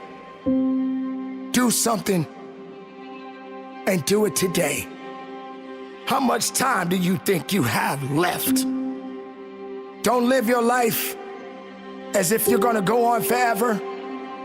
Don't live your life and assume that all you're good for is being miserable. Let me let you know right now, ladies and gentlemen, those that have had it easy don't know tough. Those that have had it easy do not understand the significance of toughness. Don't you dare look to them for strength. That's not how it works, ladies and gentlemen. Put it aside and do better with your life. Rebuild it. Let your actions speak louder than your excuses.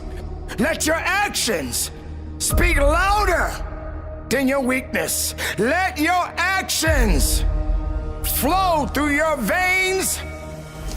You reconstruct your life. But if you're not applying yourself to better yourself mentally, physically, or even spiritually, then you will remain broken. Enough with the weakness. You put more effort in excuses and weakness, but you refuse to find a way to be strong. If you're a man, you better be a better man. If you're a woman, you better be a better woman. We are fighting for our lives every single day, people. Don't kill your life, people. Sometimes when things get broken, it doesn't mean that they're broken forever. Find a way to stand and push through life and keep going forward. Be productive, stay strong, never quit. And from the bottom of my heart, ladies and gentlemen, conduct your business. Where's my focus going? I can always be upset about something. Where do you tend to focus more? Your past, your present, or your future? We all spend all three, but where do you spend more of your time? Most of us who are achievers tend to focus on the future, but all the joy is in the present. The majority of people spend a lot of time in the past, and the problem is you can't change it. You're constantly focused on what's missing versus what you have. You're focused on what you can't control. And there's two worlds, right? The external world, the internal world. We can't control the external world, we can influence it. The part we can control is what's going on inside of us. And that we can control what we focus on. We can control the meaning. We can decide the meaning. We're the meaning makers, and we can decide what to do. And when we make those three decisions, we're in control of our life, and all the anxiety and bullshit tends to go away, especially if we're trying to do that to serve something more than ourselves. Because you can't serve something more than yourself and not benefit. When you want some self-esteem, do something worthwhile beyond just yourself. We all know the two emotions that destroy your relationship, your business, your life, it's fear and anger. Those are two extremes. You can't be grateful and fearful simultaneously. You can't be angry and grateful simultaneously. But like you look at somebody like Steph Curry, and you see this guy, shoot the ball from almost half court. So he doesn't even look. He turns around and just waves because he knows it's in already. And there's swish, and the crowd goes crazy. And people look at that and go, he's unbelievable. He's unbelievable. He's the greatest three-point shooter in history. There's no one like him. But what they don't pay attention to is that isn't like a little gift. He shoots 500 shots every single day, never less than that, 7 days a week. For more than 15 years, his 15-year professional career. He's been doing it since before he was in college. His dad really trained him. So think of that, 3,500 shots a week, 168,000 shots in a year, 2 million shots in his 15-year NBA career, so he can make 3,600 shots. Not even 1/10%. I tell people, you get rewarded in public for what you practice in private. I think everything happens for a reason.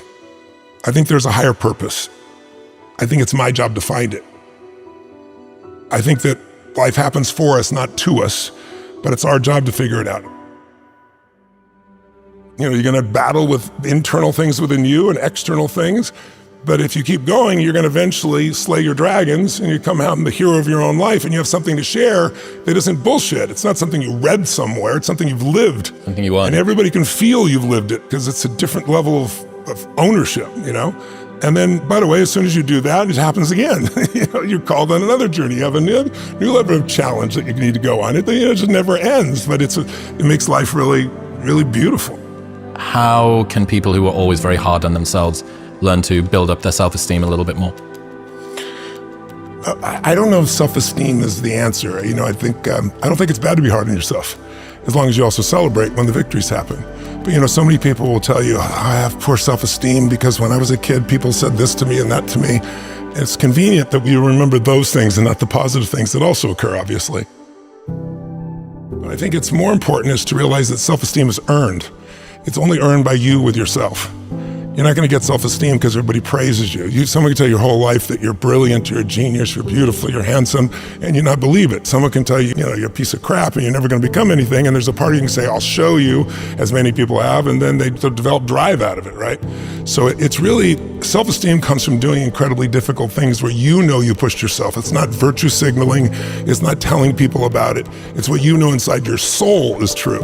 And the more you do things that are incredibly difficult, and especially things that are meaningful, meaning they're not just about yourself, the higher that esteem would be. I think the most important thing for self-esteem is to find something you care about more than yourself. If you find something you care about more than you won't be thinking about yourself all the time, and all your bullshit self-esteem just goes out the window. The real question is, what do you want? If you want an extraordinary life, my definition of that is life on your terms. Some people, it's 3 beautiful children, a white picket fence. Some people, it's building a multi-billion-dollar business. Somebody else, it's writing poetry. Instead of looking for somebody else, it's like, okay, what do you really want from your life? And aligning yourself with moving forward towards what you really want. If you can do that in a way that also you feel is serving others simultaneously, there's a sense of meaning in life that can't be replaced by self-esteem or praise or compliments or being nice to yourself. And I don't think it's bad to be tough on yourself. I'm pretty tough on myself, I'll be honest with you. Being overly tough on yourself usually comes by making comparisons that don't make sense. You're comparing to somebody else's life that has a totally different path, a totally different experience. We all develop in different stages and different things. We all want different things. But eventually you wake up and say, it's good to be strong with yourself. But beating yourself up just lowers your energy. And when your energy gets lower, you produce less. And you don't have the same level of joy. You don't have the impact that you want to have, nor do you have the excitement that you really want to have. So I look at it as something that it's worth earning your own self-esteem, but it's really not the secret. The secret is find something else you obsess about more than yourself, and you'll have a level of energy that will compel you over the long term. When I began with a fuel, which was like, I'm gonna show them, it was anger that drove me. I'm just gonna show you type of thing. But that fuel doesn't last. And then the next fuel that people tend to use is, I gotta succeed. But there's a little fear underneath that's driving them, which is like, what if I don't? Versus a knowing, it's like, if you give your all every day, your gifts will make room for you. And it's like having a knowingness that things are going to be fine. And then there's the next level, which is you start to know who you are, and you're not trying to prove it to yourself or other people. And it's just, you just want to help. It's the difference between what I would call push motivation and pull, right? Push is, I'm going to make this happen. And it takes tremendous willpower. And I know you have plenty of willpower, I do as well. But there's a limit to willpower, but there's no limit to pull. Pull is when there's something magnificent that you want to serve, something that you've got an obsession for, to create or to do or make happen. And that doesn't, you don't lose that energy, you don't lose those components, and you're able to laugh and enjoy along the way. I think it's important to realize wherever focus goes, energy flows. It's corny, but it's true, right? In fact, maybe an easier way of saying it is, we don't experience life. None of us do. We experience the life we focus on. So in any moment, what's wrong is always available. So is what's right. So it's not about being positive. It's about being intelligent. You got to look at the impact of what you're believing. And you got to look at and say, where's my focus going? I can always be upset about something. I can always find something to be joyous or at least grateful for, which leads to joy. And I think it's learning to discipline your disappointments. Not allow them to grow and to move on and to use whatever life has given you. You can make some simple patterns and change your whole life. Focus. The minute you focus on something, your brain has to decide, what does it mean? And meaning is what creates emotion, and emotion is where your life is, right? And so the quality of your life is the quality of your emotions. We all have a pattern of focusing on what we have and at times on what's missing. Which one do you think most people spend more time focusing on, what they have or what's missing? You can engineer your life to have more happiness. But I think the real challenge is thinking so hardly about being taken seriously just represents your fears, right? It's like, I think spiritual development, when people talk about spiritual, not religious development, spiritual development is the level of comfort you can have with just being your real self. And I think that's not an easy task, because we all are trying to be something, but we already are that something we're trying to be. That doesn't mean you can't be better, but it's like accepting and appreciating what you really are, and instead of projecting, something else, takes a lot of pain out of your body, takes a lot of wasted energy out, it gets a lot of fears to just disappear. And I don't have an easy path for that. I think it's the hero's journey. I feel if I work my ass off, now I've done my part, okay, now come through me, let's do this, and it tends to flow.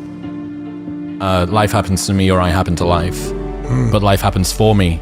Yes, not to me. Yeah, is a wonderful reframe. Yeah, I really believe it. But you got to dig for it. It's not easy. It's got to be earned, right? Like, wishing for confidence without competence is just delusion. You have no evidence to say that you can do this thing. If you want freedom, if you value freedom, you can't possibly have it as long as you play the victim role. None of that makes you who you are. None of that controls where you are in your life. It's like, have you ever had something happen in your life that was horrible? I mean, it was painful. You'd never want to go through it again in a million years. You wouldn't want anybody else to go through it that you care about. But after 5 or 10 years, you look back and you say, I never want to go through it again. But now I see the wisdom in it. I'm glad it's like it made me care so much more. It made me so much stronger. It made something in me more. I mean, I'm sure you can relate to that, can't you? Yeah, for sure. I mean, you don't really realize it's just life. And then you learn a little bit more about yourself, and you start to realize, well, look at all of the ways that I've had to compensate for that. Look at all of the ways that it's held me back. Look at all of the beliefs that I have about myself. And God, if only that hadn't happened, then I would be here, or I would be there. And then you realize, well, the light side of all of that dark stuff is usually the stuff that I'm most proud of myself for. Yes. So the fact that you were maybe a little bit alone in childhood means that you're very self-sufficient when you're an adult.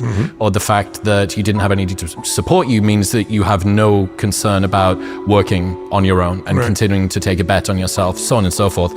So you end up having this really strange loop where you go from unconscious incompetence in that you've somehow been through something that you really hate, to this sort of awareness of how it's held you back, to this awareness of how it's propelled you. And then you have to get to this really difficult place, which is, okay, so this is a thing that I kind of wish hadn't happened, and yet I'm grateful that it did. And it's like a psychological superposition that you need to hold in your head at the same time. You can't collapse it down into one. You need to hold both of these things. It's like, yeah, that's like, that shouldn't have happened. I really wish that, and had you have been able to see you, had you at 36 have been able to see you at 12, you'd have picked them up and given them a hug and said, I believe in you, and you don't deserve this, but it needs to happen to you. It was meant to be. Now, I don't believe like everything's meant to be. I think situations are meant to be, and then it's our job to choose how we're going to use them or be used by them, right? I think that's the difference. But I think, we get easy times and tough times. Why is that important? It is incredibly peaceful if you've done the job in the beginning, because you know who you are. Now you have an amazing life. It is hard. It's hard when you're young to wake up in the off season at 6 a.m. to go train and work out, knowing that all your friends are sleeping in and eating pancakes. It's hard when you're on your way to practice, weighed down with all your gear, and it's 90 degrees out and all the other kids are at the pool or at the beach. It's hard to throw, catch, block, and tackle, and hit kids when they're way bigger and way more developed than you, only to go home that night bruised and battered and strained, but knowing you have to show up again the next day for just the chance to try again. But understand this, life is hard. No matter who you are, there are bumps and hits and bruises along the way. And my advice is to prepare yourself, because football lessons teach us that success and achievement come from overcoming adversity. I remember being downstairs for like the 4th round, and and that came and gone. And the 5th round, you know, was coming and going, and all these other guys were getting picked, and it was hard. I remember taking a walk with my dad and mom around the block. Sorry about that. It was just a tough day, you know. You know, finally when the Patriots called, I was so excited, you know. I was like, I don't have to be an insurance salesman, you know. All those experiences that we think are the hardest things in our life end up being the best experiences in our life, because if you approach it with humility and you look inward, they become the best opportunities for growth and learning. Because I developed this work ethic in high school, and I realized, man, if I want to be good, I gotta wake up in the morning, I gotta do the extra work, and I gotta show up when other guys aren't, and I've got to learn, I've got to continue to be open to learning. To be successful at anything, the truth is you don't have to be special. You just have to be what most people aren't. Consistent, determined, and willing to work for it. Integrity, purpose, determination, and discipline that it takes to be a champion in life. No shortcuts. It was a tough battle for me. It was a tough go. It was tough in high school. It was really tough in college. If I want to be the best, I got to beat the best. And this is where the best are. I said I wasn't the prodigy. I learned about work ethic. I learned about resilience. I learned about gaining the trust and the respect of my teammates and coaches. I learned about how to dig deep within myself, a long way from home without a ton of support, to still try to find a way to succeed in this situation that I really wanted to be in because it was the best for me anyway. Focus on what you can control. Focus on what you're getting, not what anyone else is getting. Go out there and treat practice like no one else does. And I did that every single day. I didn't care about going to all these different places and doing those things. I just wanted to be my best. The team believed in me. I didn't want to let them down. What's the choice you get to make every day to wake up and say, all right, this is where I'm going to focus my time and energy? How disciplined are you to maintain that routine over a period of time? And I think that will determine your level of success. Be proud of that man that wakes up every day and does the best that he could do with his priorities. Did you always have an absolute killer instinct where I'm gonna show you, I'm gonna prove the wait till you see what I'm gonna do, I'm gonna kill this guy when we face him? Was it always like that when you were in high school, or that kind of developed later on? Yeah, I think it developed over a period of time, and I think there was a work ethic that was in me, but I was never, I would say, like a prodigy. I didn't have the arm that could throw the ball 80 yards. I didn't have the speed that Michael Vick had. I didn't have the size that a lot of guys had, but I did have something inside of me that no one could see from the outside, this level of discipline that I could accomplish something that was really important and really special. I wanted to be a great football player. If I was gonna be a great football player, I wanted to compete against these other guys, and they were all better than me. Don't worry about all these things that are out of your control. Focus on what you can do. Focus on the 2 reps you got. Fuck your tired body, fuck that unmotivated mind, and get out there and do it anyway. And the mindset is me versus me. It's no bullshit. It was all about not making excuses. Yeah. It was about how do we go out and get it done. I was so motivated to be the best I could be that I wasn't motivated to be the starter. I wasn't motivated to win the Super Bowl. I just was motivated to give my best, do the best with the opportunity I got, and to never let my teammates down. Those were my motivations. I think you wake up every day and hopefully you can look at yourself and say, did I give it my best? I wanted to be the best I could be, period. That's all I wanted. I just think winning Super Bowls was the result of a lot of great process. Like, my view is, like, you can't control the outcome all the time, right?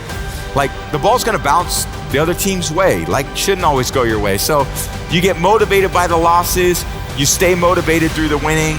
What you can control is your process. You can control those intangibles. You can control the work ethic, the consistent discipline, your attitude, your culture, how much you care. All those things are in you. They just need to be drawn out of you. And really, when you're in that position that you feel like you're got those pretty well under control, then you start passing those on to the other people that you're working with, that are parts of your team. Because I don't care how good any one of you are sitting out there. It doesn't matter unless you got a great team around you. You know, you could be great. You probably are great. You need a lot of other great people to support you. It takes so many people to get to where we get in our life. Yeah, I was there doing some of the work, but couldn't have done it if I didn't have them. When I was a quarterback, I was just playing quarterback. Yeah, it was me, the person, but it was me, the quarterback, that was out there because I was doing a job. I wasn't the father. I wasn't the dad out there. I wasn't, the husband out there. I was the quarterback out there on the field. I was the quarterback when I went to work. Nothing was going to get in the way of that. You've got to create a lot of different emotion to heighten your sense of awareness and focus. Like for me, anger was good. Anger was good because it was motivating. The more I could create an enemy, the more I wanted to go out and kill those guys. Now, I knew I wasn't gonna kill them physically, but man, if I could just, what did they say? And what did they look like? Did they disrespect me at all? Those are little things that can get me right in the emotional frame of mind that when I ran on the field and I said, let's fucking go. It was really, let's go kick some ass. That's what we were doing. This is the moment, right now. Let's get to work. The fundamental belief is I'm giving myself to something greater than myself, something greater than me as an individual. If I look at that journey from where I was as a kid, I had my parents that were in my life to support me every step of the way. I had my junior varsity football coaches, my throwing coach and mentor. I went to Michigan, I had Coach Carr challenge me to say, those who stay will be champions. So I stayed. But don't think that you're gonna have a lot of success if all you do is care about yourself, you don't work that hard, no one's that accountable. But in the end, what does culture mean to me? Do we care about each other and do we care about what we're trying to accomplish? Most people just care about themselves. Well, that's a lot. That's a lot of consistent discipline. It means that you gotta do a lot more right than wrong. It means that you gotta make a lot more good choices than bad choices. It means you have to be more disciplined than not disciplined. Physically, mentally, emotionally, all those little things add up. The man in the glass, that's the one that motivated me. He's the guy I was accountable to. Nothing that anyone did took away from me. The only person that could take away from me is me. Why is it that most people don't pursue their dreams or don't do better than what they're doing if they're capable of doing it? I think that many of us don't go the next step because we don't know what to do yet. And I say that the reason that we don't even explore the possibility of what to do is because subconsciously we don't believe that it can happen for us and we don't believe that we deserve it. So here's what I'm suggesting. How much time do you spend working on you? How much time do you spend every day working on your dream? In the last 90 days, how many books have you read? In the last year, what new skill or knowledge have you acquired? What kind of investment have you made in you? So I'm saying that as you begin to look at where you want to go, if you want to make it today, and things are changing so fast you have to literally run to stand still, I'm saying that you've got to make some conscious effort to begin to work to develop you. Here's something else. Most people are not living their dreams because of fear, ladies and gentlemen. Fear, limited vision, and lack of self-esteem is what keep most people doing things they don't want to do. The same reason that people stay in relationships where they're abused or they're unhappy or it's unfulfilling, they can't see themselves beyond that relationship. They can't see themselves enjoying life without that person. They think that this is all that they can do. The same reason that people get stuck at a certain level in life, they can't see things being better for them. And they think that this is it and this is all they deserve. This is all they've ever seen. It's been passed on to them. And they think that this is it for them. Fear kills dreams. Fear kills hope. And I ask you a question, what is the benefit? What's the benefit of allowing fear to hold you back?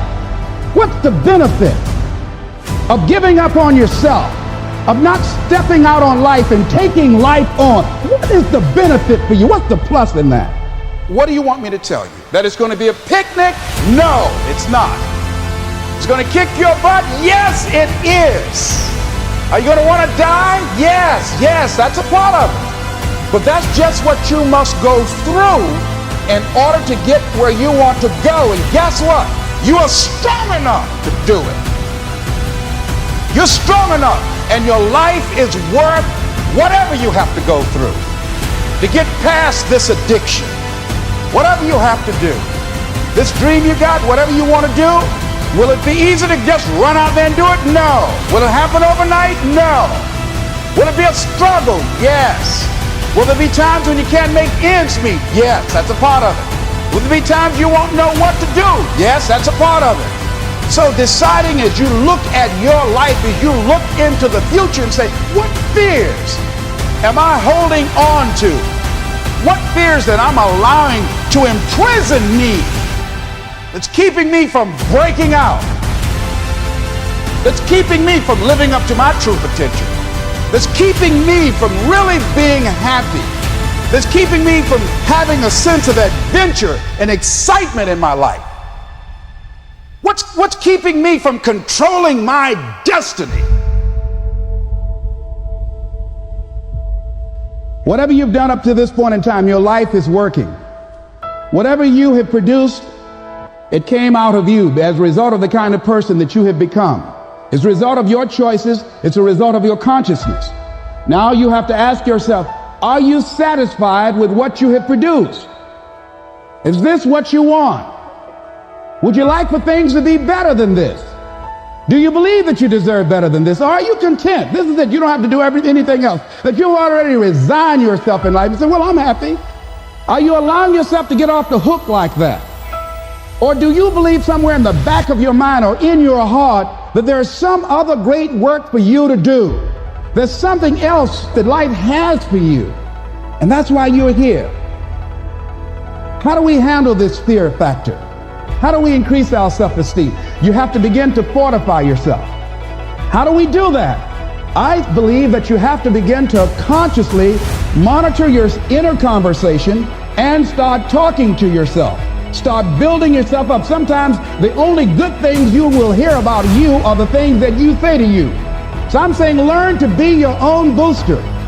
Start building yourself up. Start encouraging yourself. Start saying, I can do this. I can make this happen. Go forth in a spirit and a knowing that there's a way that you can begin to handle this. There's a way out here somewhere. There's a solution. What it is that you're seeking, that you have the capacity to whatever comes up, to handle it, to face it.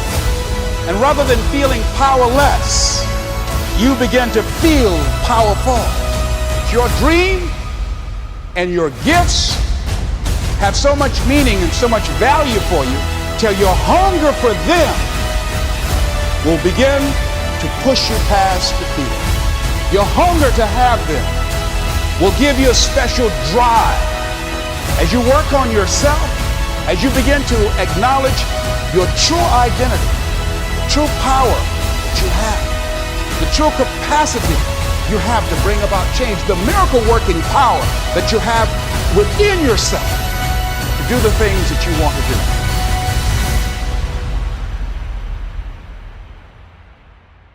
When I started thinking about becoming a speaker, I said, yes, I can do this. I can make this happen. When I start trying to convince myself I can be a businessman after flopping and failing and losing thousands of dollars and feeling stupid and dumb and having people take advantage of me because of what I didn't know. I had to talk to myself because people were saying to me that I was dumb. And somewhere in the back of my mind, I was saying, you're right, look at what I've done. I had to say, no, Les. Hey, come on, man, get yourself together. You can handle this, you just haven't figured it out yet. It's all right, this is your training period. This is the tuition you have to pay for what you don't know. You can do this, other people have done it. It doesn't take an Einstein. Get you some people that can teach you some stuff that you don't know. Get you some people that have done it successfully and learn from them. Take some seminars, workshops, read some books on how to manage a business. Change the way you see yourself and begin to tend to the personal details. Understand that nobody's going to take care of your business better than you. See, we all have some stuff that we've been given. I don't think that it's optional for us to sit on what we have. See, if you're sitting on what you have, what you've been given, I think everybody's been given something to bring to the planet. That only you can do that. Only you can perform that. Only you can initiate that activity. And if you don't do that, if you're not filling in your life with your life work or your mission, then there are gaps in your life. And what we do when we're not living out our true identity, we begin to fill the gaps. We fill the holes with garbage. Alcohol, drugs, worry, self-destructive behavior. So when you begin to look at your life and you know that you're not doing what you can do because you have allowed yourself to be held captive by your fears. Now, when you don't have a true appreciation and acceptance for who you are, and you allow yourself to be immobilized by fear, what happens in the process is that you begin to abuse yourself. You begin to sabotage your life, you begin to sabotage your dreams, you begin to unconsciously work against yourself. You become your own worst enemy. So what do you do about that? There are few people who have decided within themselves, I'm going to make it. Some people aren't waiting to be cut. Some people are moving on their own because they feel within themselves, I've got what it takes to make it. They're not afraid about tomorrow because of how they see themselves, because of what they feel that they deserve, because of what they feel that they can create for themselves. Because these people have decided, as they look at the future, as they look at themselves, there's a way. Where there's a will, there's a way for me to begin to create a way out of no way. And when you have that kind of consciousness, when you have that kind of spirit, nothing can stop you. Nothing. I think courage is the quintessential trait that leads to everything else. You have to first have courage. You have to have courage to quit your job. You have to have courage to get rejected. If you don't first have courage, nothing else follows. Again, it's not are you courageous or not, it's how courageous are you. It's not a binary. I have courage because I have done things that have required it. It takes courage. It takes courage to have a difficult conversation. Growth takes courage. Learning takes courage. Like this takes courage. Courage isn't for somebody else, for medals, applause, or moral debts. Courage is what at that moment feels most right for you. One great philosopher says, cowards die many times before their deaths. The valiant never taste of death but once. What does that mean? That valiant people aren't afraid? No. It means that they experience that fear and they move forward. Move forward anyhow. Many people are dead now. Many people are allowing their dreams to die. Many people are allowing their ideas to lie dormant and collect dust. Many people have all this talent and ability that they are allowing to be buried inside of them, that they will take with them to their graves because they didn't have the courage to be who they are. And I say, as you begin to look toward the future and manifesting your greatness, it's going to take everything in you, that your life deserves the concentrated effort to begin to look at how is it that I can express more of me? How is it that I can bring my ideas out here now? How is it? And start living with a sense of urgency, because you're here today, you're gone today. Life is unpredictable. It's uncertain. There are no guarantees out here at all. So holding back, what are you waiting on? Ask yourself, what's the benefit of your waiting? What's the benefit of your not living your dream? What's the benefit of not listening to yourself? And for many of you, the reason why you haven't gotten up yet is because you still think failure is final. Fear sedates us. Fear immobilizes us. Fear imprisons us. You gotta break out of that prison of fear and see yourself winning in the same place that you lost. Show me somebody who has achieved greatness. And if you pull up their past, I promise you, you'll see some failures and some lessons learned. If we can change our perspective on failure, our lives will never be the same. Stop telling yourself you're not good enough. Stop telling yourself you don't have what it takes. If you want your future, get up now! I'm getting up, and I'm gonna do this again. I'm getting up, and I'm gonna try this again. And I'm gonna try it again, and I'm gonna try it again. I was made to walk in purpose and to fulfill destiny. I was not created for the prison of fear. Courage is the most important of all the virtues, because without courage, you can't practice any other virtue consistently. It's an emotion that you can't fake. If you fake bravery when you're terrified, that is bravery. Well, you should be afraid of taking risks and pursuing something meaningful, but you should be more afraid of staying where you are if it's making you miserable. Winning will cost you everything, but will reward you with so much more. It's going to cost you everything. Courage is something that rubs off on other people. I think it's enormously to be desired to be around courageous people. And that might be different types of courage, some of it physical, some of it mental. Surround yourself with courageous people, or at least not cowards, not cretins, not the sort of people who just say the same things that everyone's meant to say and so on. There's many ways people can get out of this non-life that they are being shunted into. Can you do what is required to fulfill your purpose? Can you do what it takes? Can you implement? Can you execute? Are you disciplined? Are you principled? Do you possess courage to walk in purpose and to fulfill your destiny? What would your life be like if you decided to become courageous? What would your life be like? If you decided to act on your dream, if you did what you felt in your heart. You know what courageous means? Courage comes from a French word which means of the heart. You know, it takes courage to live. Since most people go through life not allowing themselves to step out because they don't want to let go. They don't want to be blown around. They don't want to be moved. The courage to face life's whirling wind of contradictions. The courage to love yourself. The courage to take a chance. The courage to be who you are. Be steadfast, immovable, always abounding. Be brave, be strong. Come out of the dark and into the light with everything that you have. Run after it. And you keep giving, and you keep pouring, and you keep believing, and you keep pushing. It is not the critic who counts, nor the man who points out how the strong man stumbles, or whether doer of deeds could have done them better.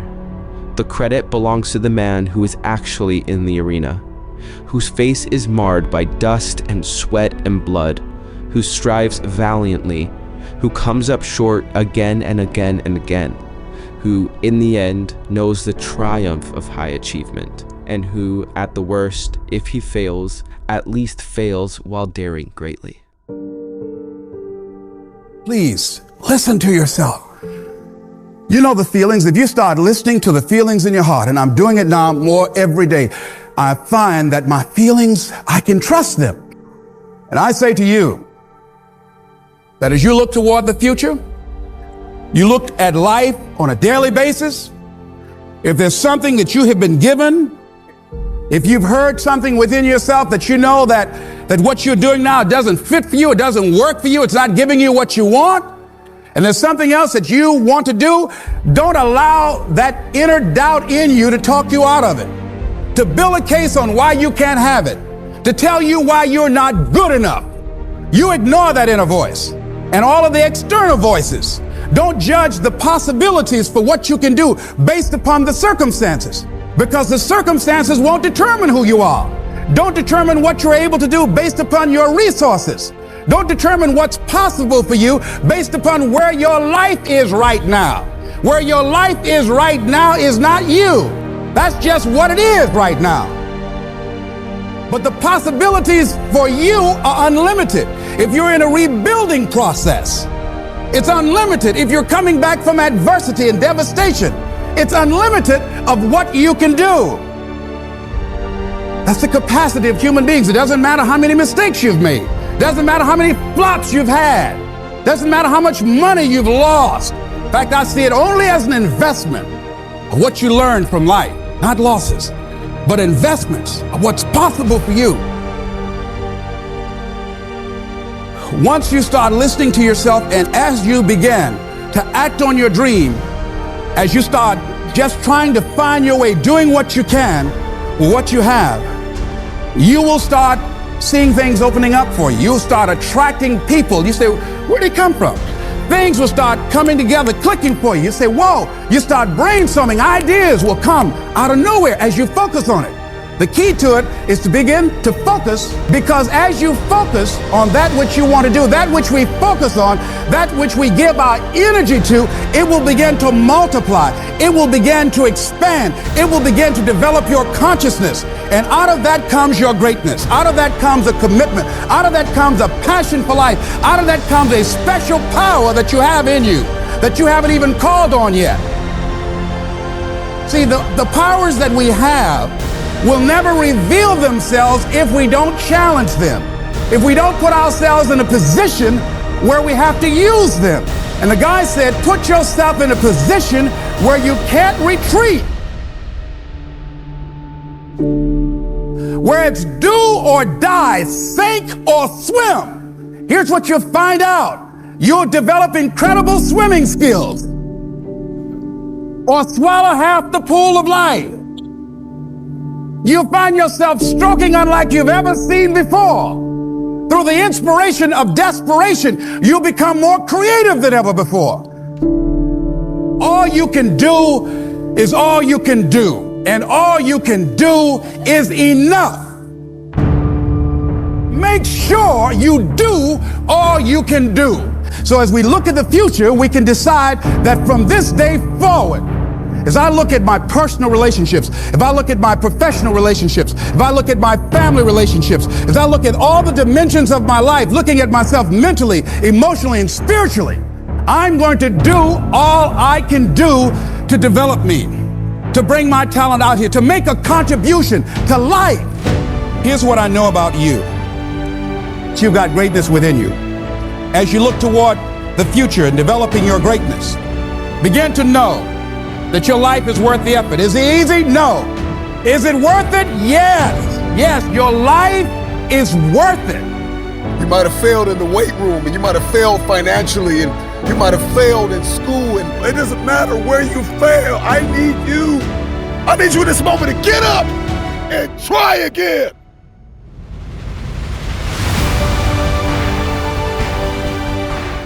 Can I ask you a question? Are you that person who sits there on the couch for hours just scrolling through social media? Are you that person at work, you just looking at the clock and you can't stand your boss? Are you that person that's always making excuses and always justifying, and you're expecting this big life, you're expecting big money, you're expecting to go to that next level, and then everybody's fault but yours? You're talking about your mama, you're talking about your daddy, you're talking about your neighborhood and how you grew up. You had all these excuses to justify exactly where you are. I'm talking to you right now. Is that you? You could have changed. You could have transformed your body. You could have bettered your relationship. You could have changed your career. You chose the life you're living right now. My question to you is, are you going to choose to do it again for another year? Are you going to take action, or are you going to waste another 365 days?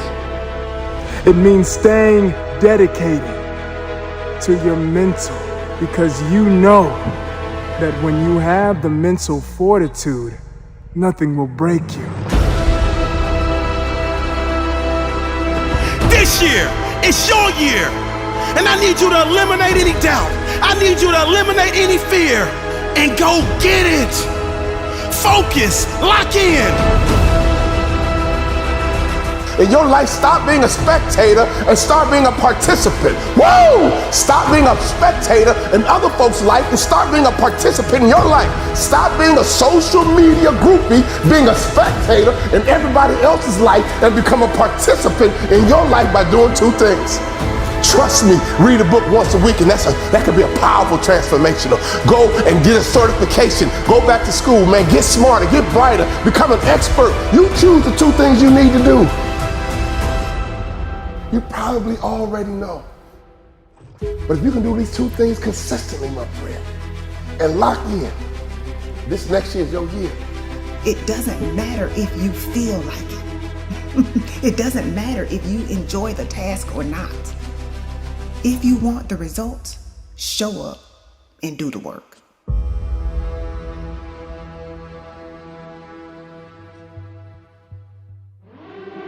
The only thing you have ahead of you is a bunch of blank pages. Your story is still waiting to be written. The best part of that, you are holding the pen. So get writing and get doing.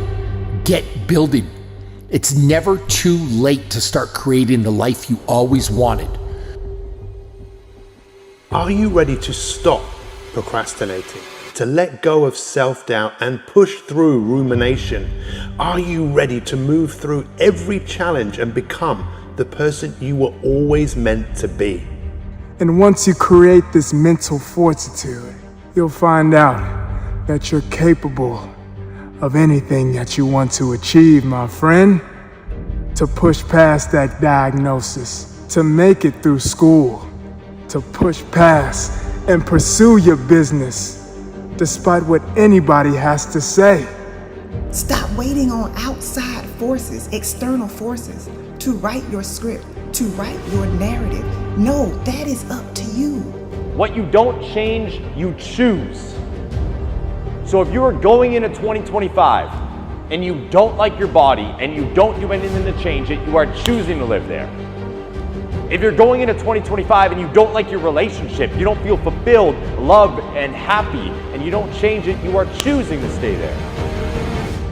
If every day you dread going into work because you hate what you do and you want to pursue a different passion, but you don't change it, you are choosing it. And the beautiful thing is that you have all the power within you. You don't need me, you don't need anybody else to tell you what you're capable of. You just need you. Lock in, focus. If you keep talking and never doing, you're gonna get exactly what you got each and every year before. Nothing. If your if ain't strong enough, you'll never get to your then. Lock in. You can get anything you want. No breakdowns, only breakthroughs. Keep pushing, keep grinding, keep striving, and you will see where your life takes you. Heights you never thought you would reach, places you never thought you would go.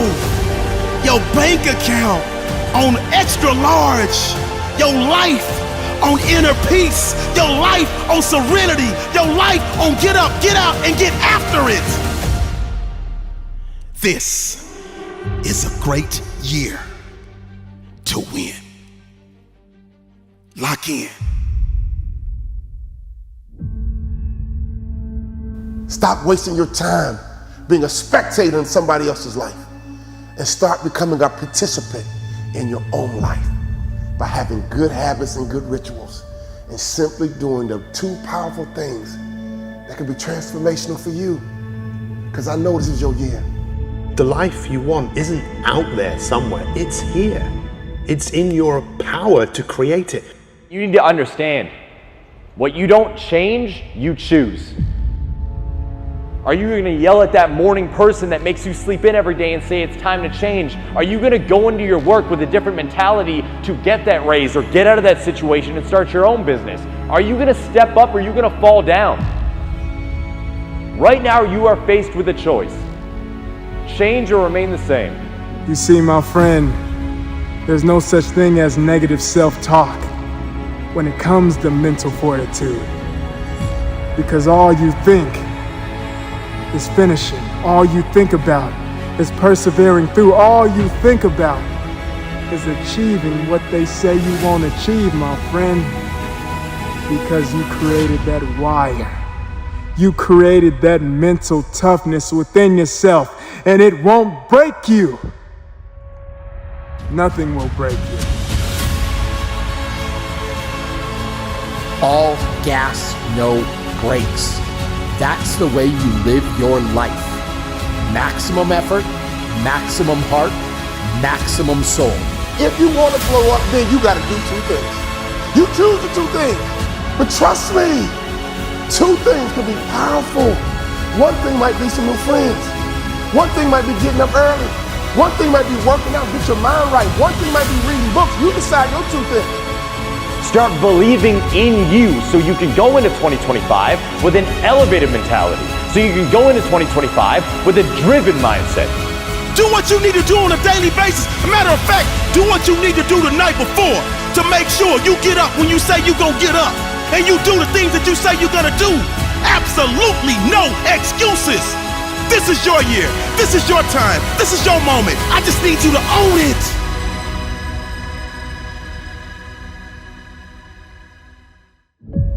This next year is your year. All you gotta do is lock in.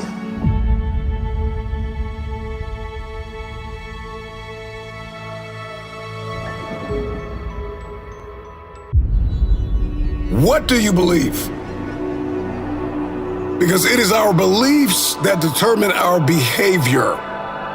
Your destiny is linked to your identity. Everything that's coming in, everything that I believe, everything that I see will determine what I do.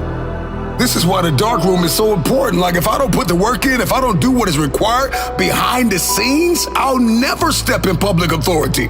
If nobody's told you today, let me be the first to tell you, every single person listening to me is standing at the precipice of the greatest decision they could ever make in their lives. For years, decades, generations, families will struggle.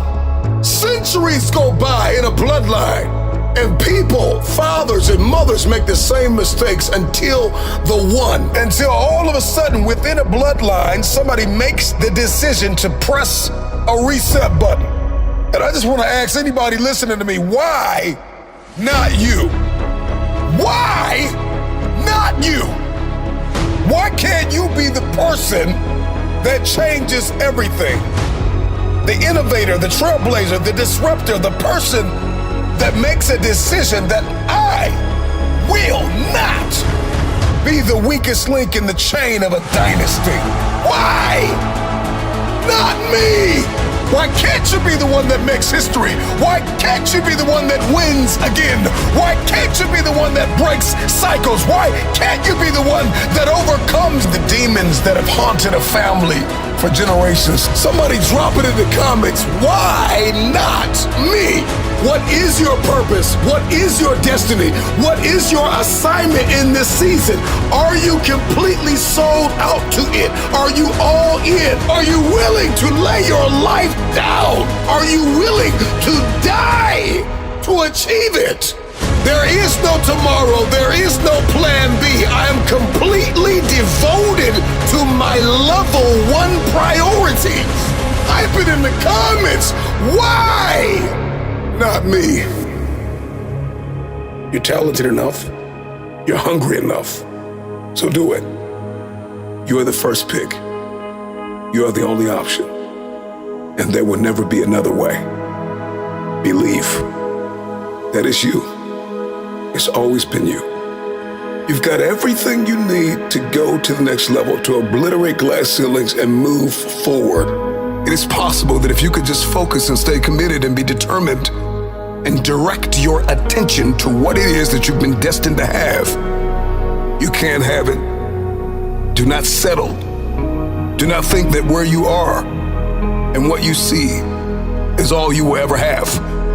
There is more, but change doesn't always come to you. It comes from you. Decide that you want to change your life. Decide that you know it's time. Decide that you've been here long enough. Come to the resolve that you understand, you are aware, and you have accepted that you have been broke and broken and weary and annoyed long enough. The problem with many of you is that you are surrounded by people who ask you the wrong questions. This is why when you're making decisions to change your life, you can't talk to people who are on your level, because they're going to tell you it makes sense to stay here and just make here better, when you know there is something higher that is calling you. There's a better quality of life. There's an abundance. There is an expectation, a passion, a new life that is calling you. And everybody on your level will try to convince you to stay here with them because they're stuck in a place called comfort. Are you willing to be uncomfortable? I remember back when I was cleaning toilets for a living, and I would run into wealthy people every now and then, and oftentimes the reverberating theme that they would all seem to throw out is that, Marcus, you gotta make investments. If you're gonna be financially fit, fiscally disciplined, you gotta pay to play, you gotta make an investment. I knew that I wanted something more, and I knew I was destined for more, but I didn't want to accept the fact that if I'm going to make money, I've got to invest money. When you start making these investments, it's not going to feel good. It's not going to make sense to anybody on your level. Whatever goal you have, your physiology, your psychology, your relationships, your business ventures, whatever it is. And so the question is, are you willing to leave this place called comfort? Are you aimed? Are you targeted? Do you believe that you have what it takes to pay the price? But more than that, can you handle the pain that comes with paying? It is not going to be comfortable. Are you willing to walk in not only uncomfortability, but are you willing to walk in uncharted territory? This means that I'm going to a place I've never been, and it's not going to feel good in the beginning, in the genesis, when we're first getting started. But eventually, if I stay committed, I'll see a harvest. If you're gonna reap a harvest, if you keep sowing sparingly, you will reap sparingly. But the moment that you understand that there is a price to pay to get where you wanna be, it will cost you dearly. It don't feel good right now. I don't like it. I wanna leave it. I wanna throw in the towel. I wanna walk away from it all. But I've got to be able to see the power of what lies ahead. Today's pain is tomorrow's power. The new life that you want, that you hold in your head, that you only dream of, it will cost you your old life. I got everything I need to go to the next level. What is required to live the lifestyle that I see in my head? Because I no longer want to live vicariously through someone else. I'm no longer going to just sit around and like other people's pictures when I could be living that reality. So it's not that I want your life, it's that I understand that there's something more for me. But the question is, am I willing to write it out? Am I willing to see it, dream it, count up the cost, and then pay the price? Most of us are not willing to pay that price. And so we just go on living in the mundane, living in the monotony, living in a place where our money's unpredictable and our relationships are unpredictable. We're living in anxiety and stress.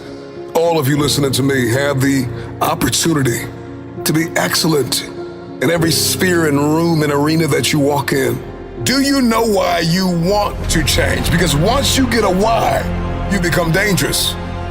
You are a person of vision and valor and discipline. You got this thing. Why not you? Stop looking for everybody else to do it. Stop looking for everybody else to support it. Believe in it, to hand it to you, to point you in the right direction. You have everything you need right now in this moment to take a step forward. You've got to stop waiting for the opportunity to come along. And you've got to learn to master the art and the privilege of creating the opportunity. Stop limiting yourself to what can come to you and focus on what needs to come from you, to create, to pioneer, to trailblaze. The question that many people fail to ask is not where do I get the money to get the life, but who must I become to attract the money to get the life? And so we need to define who it is that we must become. Who do you need to become to start the business, to move into the new location, to start traveling, to make new friends, to take up new hobbies and new investments and endeavors, to impact? Who are you going to have to become? You got to identify those things that are holding you back, the places, the people, and the mindsets that are telling you you're not enough, it will not work, turn back, go back home. Who you must become is directly associated with what you have been called to do. Do you know why you want to change? Because once you get a why, you become dangerous. Why do you sweat? Why are you bleeding for it? Why are you sacrificing? Why are you pushing yourself and testing the limitations of your soul? Why are you working so hard? Why are you changing your belief systems? Why? Not you.